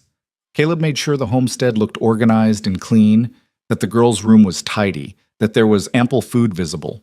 He hated performing for some bureaucrat's assessment, but his daughter's futures depended on making the right impression. The investigator arrived on a Thursday morning, a thin woman in her 40s named Mrs. Blackwood, with sharp eyes and a no-nonsense manner. She carried a leather satchel and looked around the homestead with the assessing gaze of someone trained to spot problems. "Mr. Holt, I'm here to evaluate the living situation of Lillian and June Holt regarding their adoption and welfare." She didn't smile, didn't waste time on pleasantries. "I'll need to interview you first, then the children separately. I'll also inspect the premises and review any relevant documentation." "Of course." Caleb kept his voice level, remembering Doc's warning about his temper. "Whatever you need." They sat at his table while she asked questions, how the girls came to be with him, what their daily routine consisted of, how he provided for their education and welfare, what plans he had for their future. He answered honestly and directly, neither embellishing nor minimizing. "And you're unmarried," she noted, writing something in her book. I am. Many would argue that children, especially girls, need a mother's influence. How do you address that concern? It took effort to keep the anger from his voice. I address it by treating my daughters with respect, teaching them skills they'll need and making sure they know they're valued for who they are, not just for fitting someone's idea of proper femininity. Martha Henderson in town has been kind enough to offer guidance on matters I'm less familiar with. But mostly I just listen to them and do my best. Mrs. Blackwood made more notes, her expression unreadable. After an hour of questions, she asked to speak with the girls alone. Caleb's jaw clenched, hating to leave them to face interrogation without him, but he went outside as instructed. He paced the yard for 30 minutes, checking his pocket watch every few seconds, imagining every possible way this could go wrong. Finally, Mrs. Blackwood emerged, the girls trailing behind her. "I'd like to see their living quarters," she said. He showed her their room, watching her examine everything: the bed, the small shelf of possessions, the clothes hanging on pegs, the reader he'd bought them. She ran her finger along surfaces checking for dust, opened the window to confirm it functioned properly, even checked under the bed. "And where do you sleep?" she asked. "Other room," he pointed. She inspected that too, then moved through the rest of the cabin with the same thoroughness. Outside, she examined the barn, the chicken coop, the well. She checked the quality of their water, the stores of food, the condition of the livestock. Through it all, Caleb felt like a specimen under examination, every aspect of his life being weighed and judged by a stranger who had the power to destroy everything that mattered to him. Finally, after 2 hours, Mrs. Blackwood closed her notebook and faced him. "Mr. Holt, I'll be frank. When I received this assignment, I expected to find neglect or coercion. The mission's complaint suggested as much. But what I've found is a well-maintained homestead, healthy children who speak articulately about their situation, and a father who, while unconventional, appears genuinely invested in their welfare." The relief hit him so hard he nearly swayed. "So you'll recommend the adoption stand?" "I'll recommend continued monitoring, but no immediate action. The girls made it very clear they wish to remain here. Lillian in particular was quite eloquent about your character and her reasons for choosing this life." A hint of smile touched her stern face. "She told me you taught her that education is practical, and anyone who says different is trying to keep her dependent. Not standard educational philosophy, but I found it refreshingly honest." "That sounds like Lily."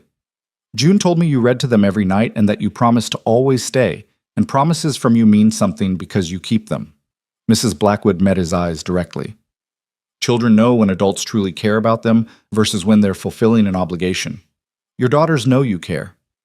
"I do." The words came out rough with emotion.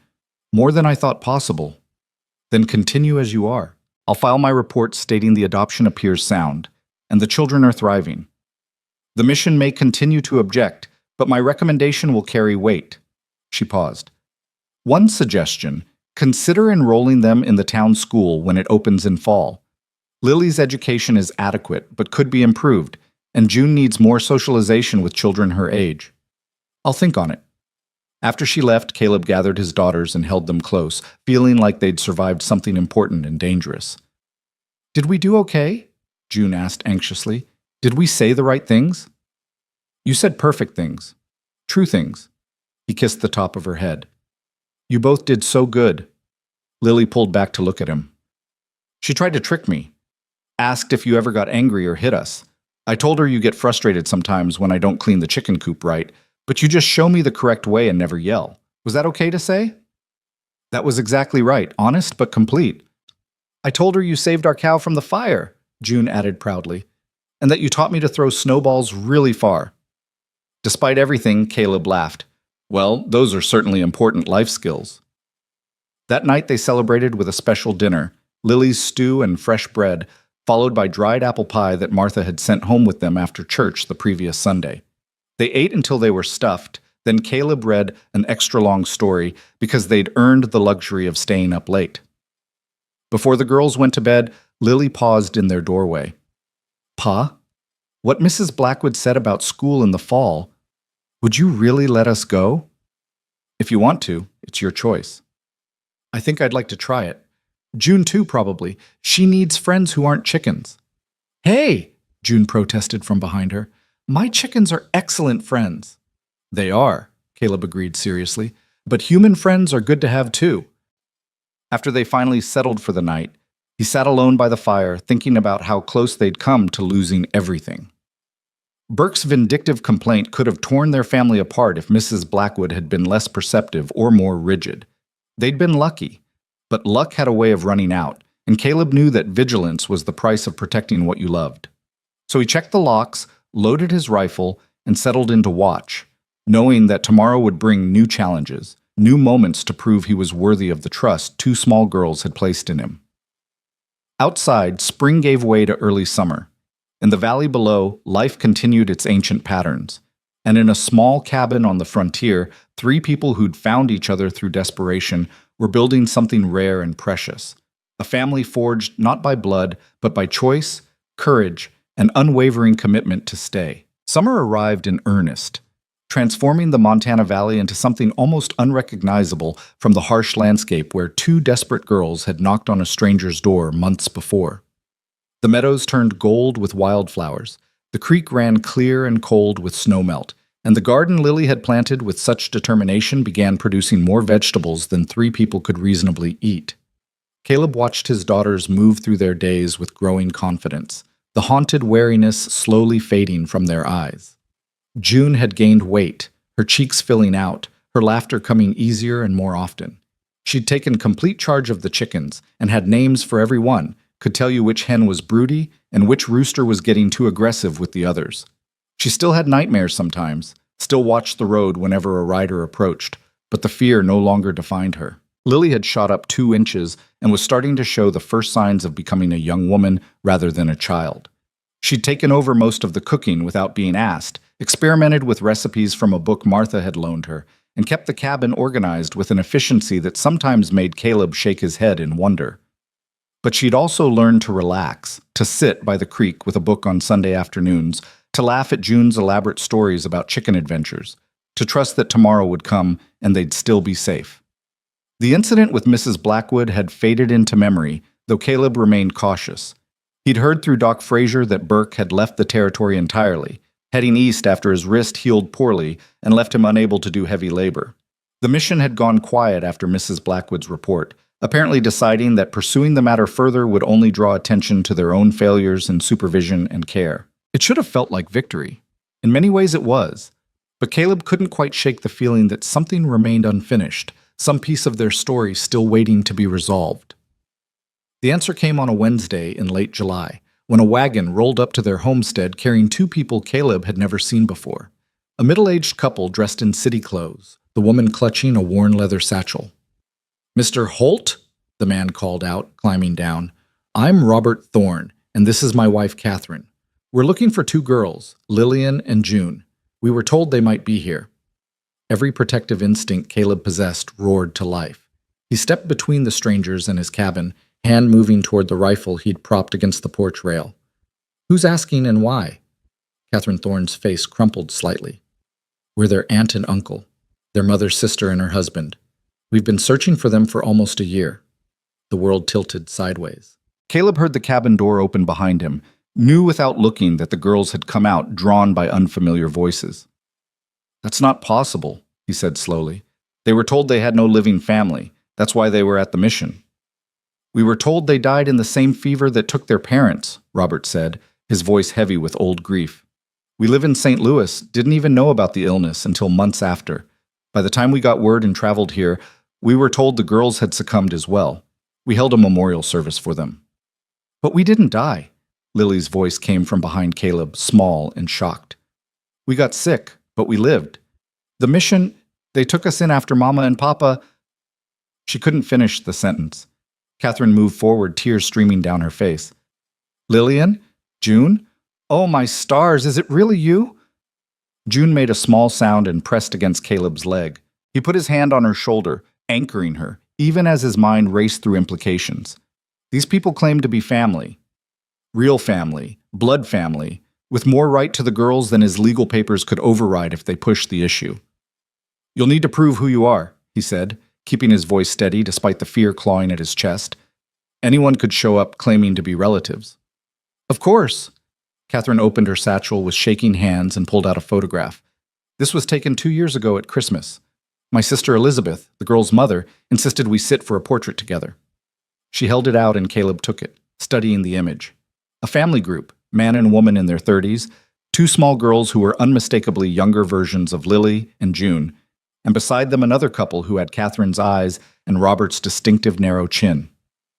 "That's Mama," June whispered, reaching for the photograph. "And Papa. And us." She looked up at the thorns with confused hope. "Your Aunt Catherine? Mama used to tell us stories about you. About the big city and the riverboats?" "I am, sweetheart. I'm so sorry we didn't know. So sorry we couldn't come sooner." Catherine knelt down, not approaching but making herself less threatening. "Your mama was my little sister. I loved her so much. And I would have come for you immediately if I'd known you were alive." Lily had gone very still beside Caleb, her hand gripping his arm tight enough to hurt. "Why did the mission tell you we were dead?" "I don't know," Robert said grimly, "but I intend to find out. That's a cruel deception, and someone needs to answer for it." The implications were staggering. The mission had lied to the girls' only living relatives, had essentially stolen them by claiming they'd died. Whether through incompetence or deliberate malice didn't matter. The result was the same. Two children separated from family who wanted them, trapped in an institution that had failed to protect them. "You'll want to take them with you," Caleb heard himself say, each word feeling like swallowing glass. "Back to St. Louis. Give them a proper home." "No!" June's protest was immediate and fierce. She wrapped herself around Caleb's waist. "This is home. We're Holt's now. We don't want to leave." "Junebug, they're your family. You're our family." She looked up at him with devastated eyes. "You promised you'd always stay. You promised." Catherine's face showed understanding and sorrow in equal measure. "Mr. Holt, perhaps we could talk inside? This is complicated, and I think we all need to sit down." Caleb wanted to refuse, wanted to send them away and pretend this conversation had never happened.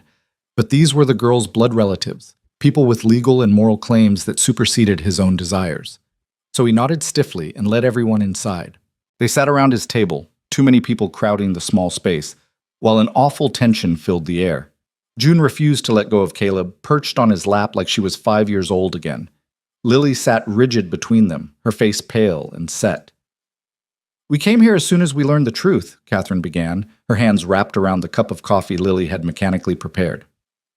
"A woman from the mission's board contacted us 3 weeks ago, said there had been an administrative error in their records, that Lillian and June were actually alive but had run away months ago. She gave us your name and location." "Mrs. Blackwood," Caleb realized. "The investigator. She must have looked into their background more thoroughly." She did, and she was appalled by what she found. Not just the false death notification, but the conditions at the mission, the inadequate supervision, Catherine glanced at the girls and chose her words carefully. "The incidents that led them to leave." "So you came to take them back," Lily said flatly, "to give them a better life in St. Louis with their real family." "We came to see them," Robert corrected gently, "to meet them, to understand their situation, and to figure out what's best for everyone." "What's best is we stay here," June said stubbornly, "with Pa." Catherine looked at Caleb with something complicated in her expression, gratitude and grief, and maybe a touch of envy. "You've adopted them legally?" "I have. Judge Carson approved it 4 months ago, but I imagine blood relatives can contest that if they want." He forced himself to meet her eyes. "I won't fight you if you decide to take them. They're your family first. His voice caught. "I just want what's best for them." "Even if it means losing them," Catherine said softly. "Even then." The words cost him everything to say, but they were true. He'd fight Burke or the mission or anyone who wanted to harm his daughters. But he wouldn't fight people who genuinely loved them and could offer them opportunities he never could. That would be selfishness disguised as protection. Lily stood abruptly, her chair scraping against the floor. "Can we talk? Just us girls?" She looked at Catherine with cautious hope. "I want to hear about Mama, and I want you to understand why we can't leave." "Of course, darling." The three of them went out to the porch, leaving Caleb and Robert in awkward silence. The man studied him with an assessing gaze that reminded Caleb uncomfortably of Mrs. Blackwood's evaluation. "You love them," Robert finally said. Not a question. "I do." "They love you too," That much is obvious. He leaned back in his chair. Catherine and we can't have children of our own. We tried for years. When Elizabeth died and we thought the girls had too, it felt like losing our last connection to family. We mourned them. I'm sorry for your loss, and sorrier that it wasn't necessary, that someone's incompetence or cruelty made you grieve children who were still alive. Me too. Robert stared into his coffee. We have a good life in St. Louis, comfortable home, stable income, social standing. I work in shipping, decent money, respectable position. Catherine does charitable work, has friends, stays busy. We could give those girls everything: education, opportunities, a future beyond frontier hardship. Each word landed like a blow, because Robert was right. They could offer Lily and June things Caleb never could. Fine schools, social connections, the security of city life where danger wasn't constantly lurking in the form of weather or wild animals or violent men with grudges. But they'd be leaving behind the man who saved them when no one else would, Robert continued. The man who gave them a home when they had nothing, who fought for them, protected them, made them feel safe enough to heal. He met Caleb's eyes directly. That's not nothing. That's everything, actually. They're children. They'll adjust, make new connections. In a few years, they'll barely remember this place. You believe that? Caleb thought about Lily's fierce loyalty, June's deep capacity for love, the way both girls had learned to trust again after every adult authority in their lives had failed them. No, I don't believe that, but I believe they deserve the best possible future, even if it doesn't include me. Robert nodded slowly. You're a better man than I expected to find out here. Most men don't adopt orphans out of pure altruism. Wasn't altruism. Was pure selfishness, if I'm honest. I was half dead inside and they brought me back to life. They needed saving, but they saved me right back. Outside, he could hear Catherine's voice mixing with the girls, questions and answers, tears and occasional laughter. A family reconnecting across a gap of loss and lies. Caleb tried to feel happy for them and managed only a crushing sense of impending loss. When they finally came back inside, June's eyes were red, but she seemed calmer. Lily carried herself with a new determination Caleb recognized as her preparing to fight for something important. We've talked, Catherine said, settling back at the table. And June and Lillian have made their position quite clear. She smiled despite the tears on her cheeks. They're staying here. With you. Hope flared in Caleb's chest, immediately followed by doubt. Catherine, you don't have to. Yes, we do, because they're right. This is their home now. You're their father in every way that matters. She reached across the table and took his hand. But I'm hoping we can find a compromise, something that lets us all be part of their lives. What kind of compromise? You keep legal custody, continue raising them here where they're happy and thriving. But Robert and I visit regularly, maybe twice a year. And when they're older, if they want, they could come visit us in St. Louis. Learn about their mother's family, experience city life. Understand that part of their heritage. Caleb looked at his daughters. What do you two think? I want to know about Mama, Lily said carefully. Aunt Catherine told me stories I'd never heard, about when they were girls together, about Mama's singing voice, about why she and Papa came west in the first place. Those stories feel important, like knowing them helps me understand who I am. And I want to know my family, June added, not instead of you, never instead of you, but also. Both together. Is that okay? The tightness in Caleb's chest eased slightly. They weren't choosing between him and the thorns. They were asking for permission to have both, to build a family that included everyone who loved them. That's more than okay, he said. That's perfect. Catherine's smile was radiant through her tears. We'll stay in town for a week. Get to know the girls better. Tell them about their mother. Maybe help with some projects around the homestead. Then we'll head back to St. Louis, but plan to return in the fall. Does that work? It works. The week that followed was strange and wonderful in equal measure. The Thorns stayed at the boarding house in town, but came out to the homestead every day. Catherine shared stories about the girl's mother, how she'd been fearless as a child, how she'd met their father at a church social, how she'd insisted on heading west despite everyone's warnings because she believed in building something new. She was like you, Lily, Catherine said one afternoon while they worked in the garden together. Practical and determined and absolutely certain about what mattered. She would have been so proud of the young woman you're becoming.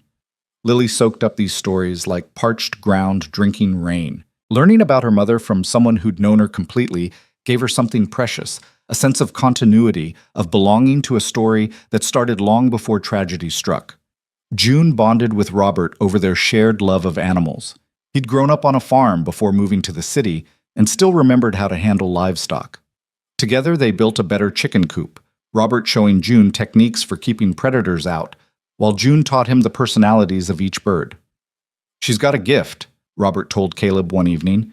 "Real instinct for understanding animals. If she wanted, she could study veterinary medicine when she's older. Not many women do it, but she's got the mind and temperament for it." The comment planted a seed in Caleb's thoughts. He'd been so focused on survival and stability that he hadn't thought much about long-term futures. But the girls were growing up. Lily would be 10 soon, June 6. They'd need education beyond what he could provide, opportunities to discover what they wanted to become. On the Thorns' last night before returning to St. Louis, they all gathered at the homestead for dinner. Lily had outdone herself cooking, and the table groaned with food. They ate and talked and laughed, and for the first time Caleb could see how this might actually work. Two families separated by distance but connected by love for two remarkable girls. After dinner, Catherine pulled out a package wrapped in brown paper. "This was your mother's," she told Lily, pressing it into her hands. "Her journal from when she first came west. I thought you should have it."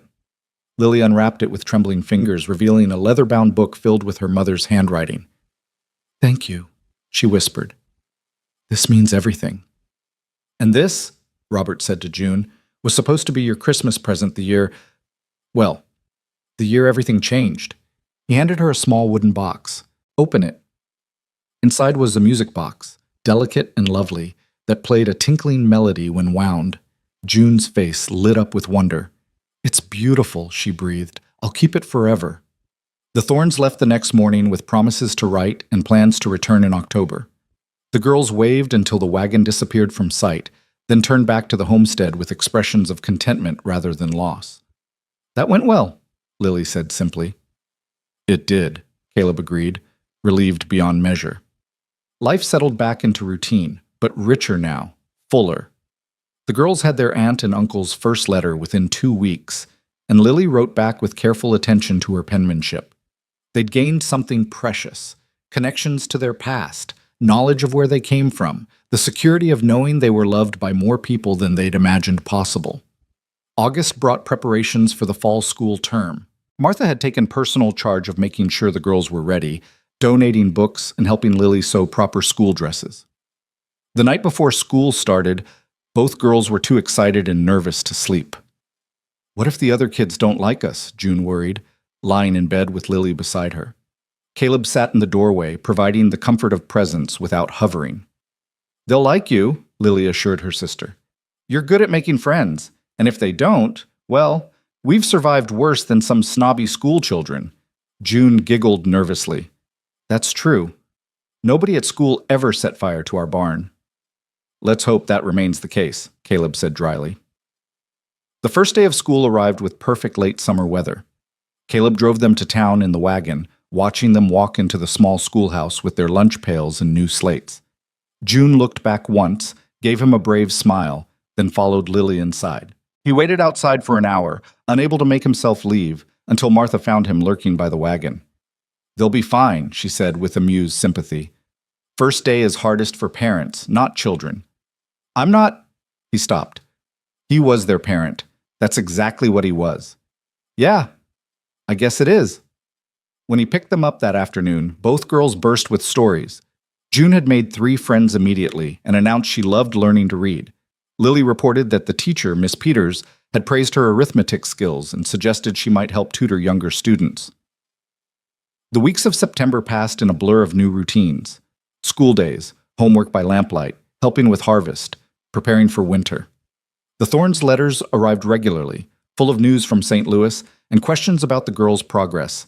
Lily and June wrote back faithfully, their letters growing more confident and detailed. October brought the Thorns' promised return visit. This time felt less fraught, more like family simply spending time together.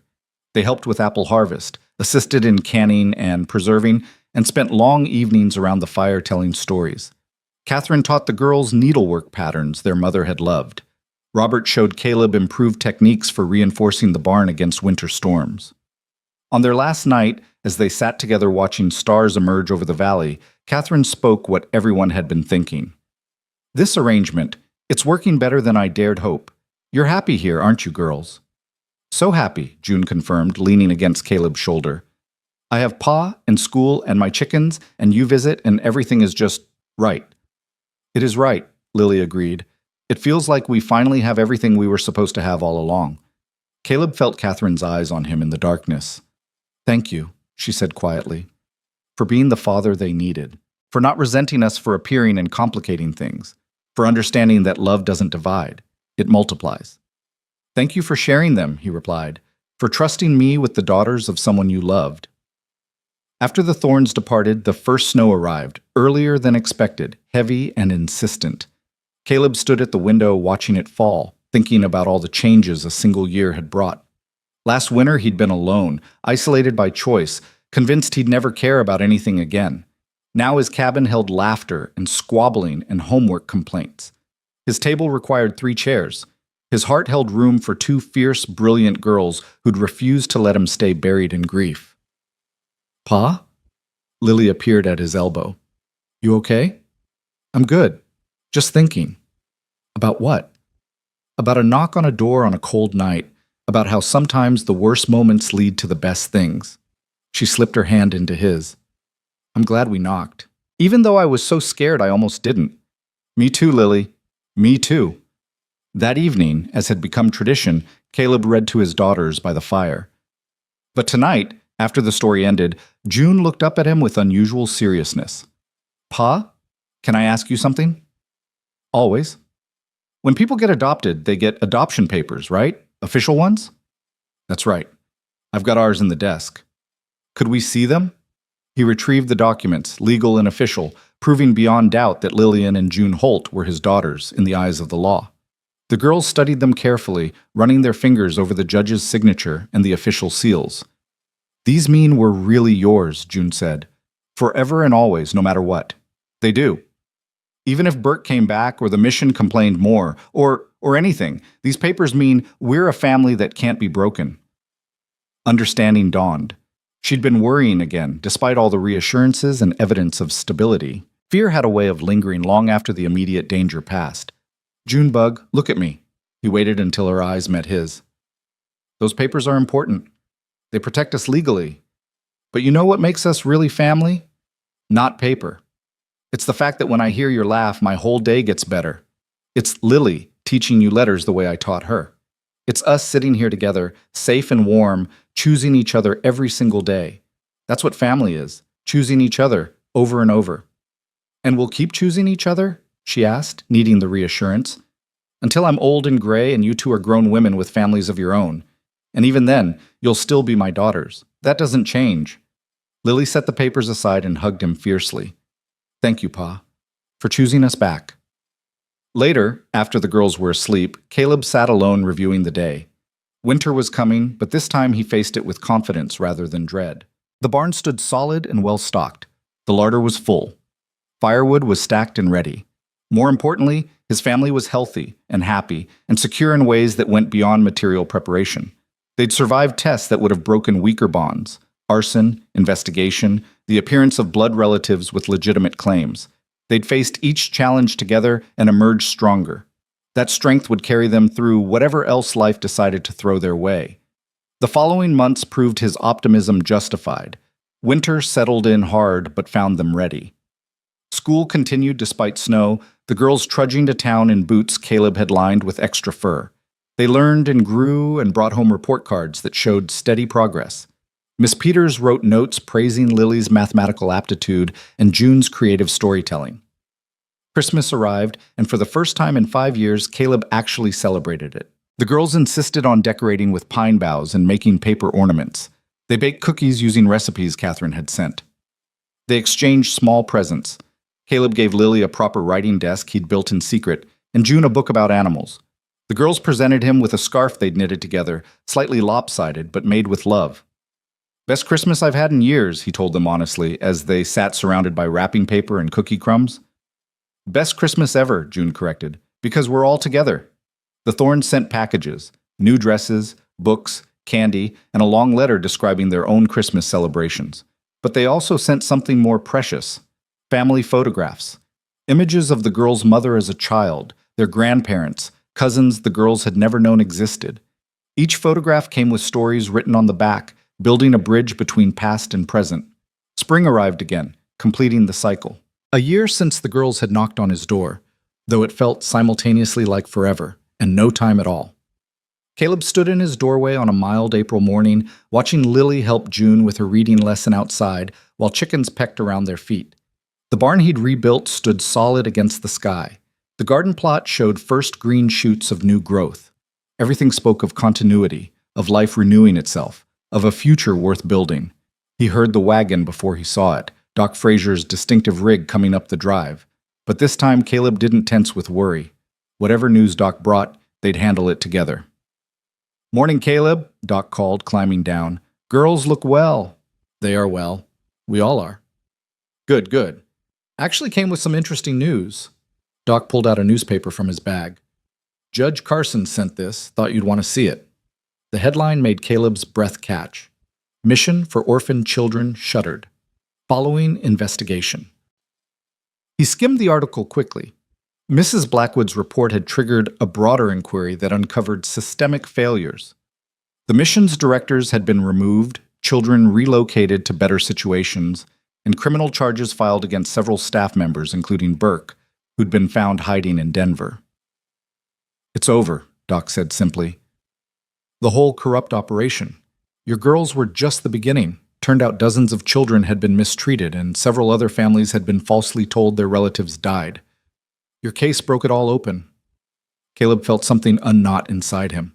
A tension he'd carried for so long he'd stopped noticing its weight. The mission couldn't threaten them anymore. Burke was facing justice. Other children would be spared what Lily and June had endured. "Thank you for telling me.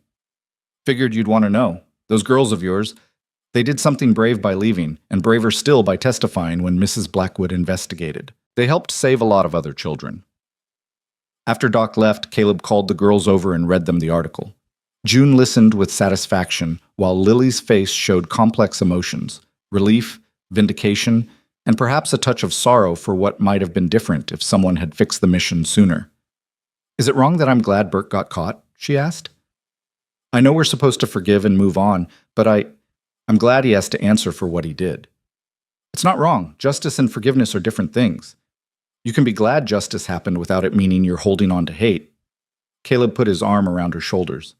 "And you helped make that justice possible by being brave enough to leave and honest enough to testify. You should be proud." "We're very proud," June added, hugging her sister. "You saved me by getting us out of there. You saved me again by bringing us here. You're basically the hero of this whole story." Lily laughed, some of the tension leaving her face. "I just did what needed doing. Same as Pa when he let us in that first night." "Then we're all heroes," Caleb said. "And we all saved each other. That's how family works." Summer brought its own richness. The garden produced abundantly, and June proved to have inherited her mother's gift for making things grow. The Thorns visited again in July, staying 2 weeks this time and integrating even more smoothly into the household routines. Catherine and Lily spent hours cooking together while Robert taught June advanced animal husbandry techniques.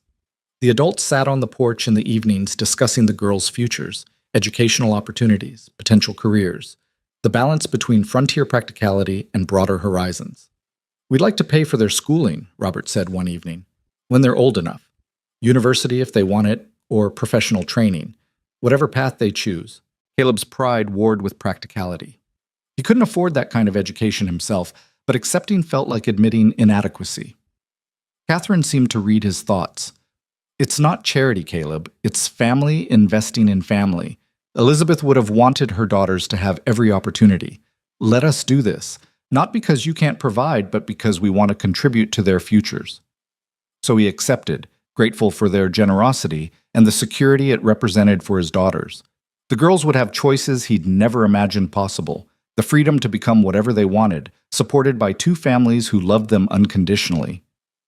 Fall brought the girls' return to school, now as confident second-year students rather than nervous newcomers. June had become something of a local celebrity for her animal knowledge. regularly helping neighbors with sick livestock. Lily was assisting Miss Peters with teaching younger children arithmetic, discovering she had a gift for explaining complex concepts simply. On a crisp October evening, the family sat around their table, the same table where Caleb had first fed two desperate, exhausted girls soup and hope. So much had changed, yet the fundamentals remained: shelter, safety, love, and the commitment to face whatever came next together. Pa, Lily said, looking up from her homework, I've been thinking about what I want to be when I grow up. Oh, what's that? A teacher. Maybe start a school out here for frontier children, somewhere better than the mission, where kids feel safe and valued and actually learn useful things. Caleb felt pride swell in his chest. Of course she'd choose something that helped others, that addressed the failures she'd experienced directly. That's a fine goal. You'd be excellent at it. And I want to be a veterinarian, June announced. Uncle Robert says I could study at a college that teaches animal medicine. I could come back here and help all the ranchers and farmers. Both of you, wanting to come back here after seeing the world. You sure about that? They exchanged glances, then Lily spoke for both of them. This is home, Pa. It always will be. Whatever else we do or see or become, this valley is where we belong, where our family is. Home. Such a simple word for something so profound. Caleb looked around the cabin, still modest, still rough around the edges, but filled with life and laughter and purpose. The place where he'd nearly died of loneliness had become the place where he'd learned to live again. Well then, he said, his voice rough with emotion, I guess we'd better make sure this old homestead stays in good shape for when you two come back with your fancy degrees and big ideas. June giggled. You'll be so old by then, Pa, probably all gray and walking with a cane. Probably, but I'll still be here, keeping your chickens fed and your rooms ready. That night, after the girls were asleep, Caleb stepped outside into the autumn darkness. Stars blazed overhead, more visible out here than anywhere else he'd ever been. The valley stretched out below, familiar and beloved. Somewhere an owl hooted. The cow lowed softly from the barn, small sounds of a world at peace. He thought about that March night when two small figures had appeared on his porch, desperate and afraid. He'd been so certain it was temporary that they'd pass through his life like winter visitors and leave him as alone as they'd found him. He'd been wrong about almost everything. Love wasn't something you controlled or rationed or protected yourself from by staying isolated. It was something that found you anyway, knocked on your door in the middle of a cold night, and refused to be turned away. It was messy and terrifying and required constant courage to maintain. But it was also the only thing that made life worth living. The door creaked open behind him. Lily emerged, wrapped in a shawl, against the chill. Couldn't sleep? He asked. Just wanted to check on you, make sure you were okay. He smiled at the role reversal, his daughter checking on him the way he'd checked on her that first fever-ridden night. I'm good. Better than good, He paused, searching for the right word. I'm grateful. For all of this. For you and June. For second chances I didn't deserve. Lily came to stand beside him, looking out over the valley. We got second chances too. You gave them to us, so I guess we're all even. I guess we are. They stood together in comfortable silence, father and daughter, connected by choice and love and the kind of bond forged through surviving hardship together. Inside, June slept peacefully, secure in the knowledge that morning would come, and her family would still be there. Below, the valley held all their hopes and histories. Above, stars wheeled in their eternal patterns, indifferent but beautiful. And in a small cabin on the Montana frontier, three people who'd each been broken in different ways had found their way to wholeness, not by forgetting their losses or pretending pain hadn't shaped them, but by choosing each other, despite and because of those very scars. By building something new from the ruins of what came before. They'd faced fire and fear, investigation and threat, the appearance of relatives who could have torn them apart. They'd survived it all and grown stronger, their bond deepening with each challenge overcome. Now they stood on the edge of a future bright with possibility, education and opportunity and dreams that had once seemed impossible. But underneath all the plans and hopes remained something simpler and more profound. A family, chosen and fought for, maintained through daily commitment and constant love. A knock in the darkness that had changed 3 lives forever. A door that had opened not just to shelter 2 lost children, but to let in healing and purpose, and the fierce, complicated joy of loving people enough to let them transform you. That was the story, not of rescue or salvation, but of mutual choosing, of people finding each other when they needed it most and deciding over and over that together was better than alone. That family wasn't about blood or law or circumstances, but about showing up every day and doing the hard, worthwhile work of caring for each other. And as winter approached once more and the cycle prepared to begin again, they were ready. Not because life had gotten easier or danger had vanished, but because they faced it together. Three people who'd learned that sometimes the best families are the ones you build yourself. One knock, one risk, one act of courage at a time. The story that had begun with desperate hope on a cold March night had become something neither Caleb nor his daughters could have imagined. A life full and rich and real, built on the unshakable foundation of love freely given and gratefully received. And that, in the end, was more than enough.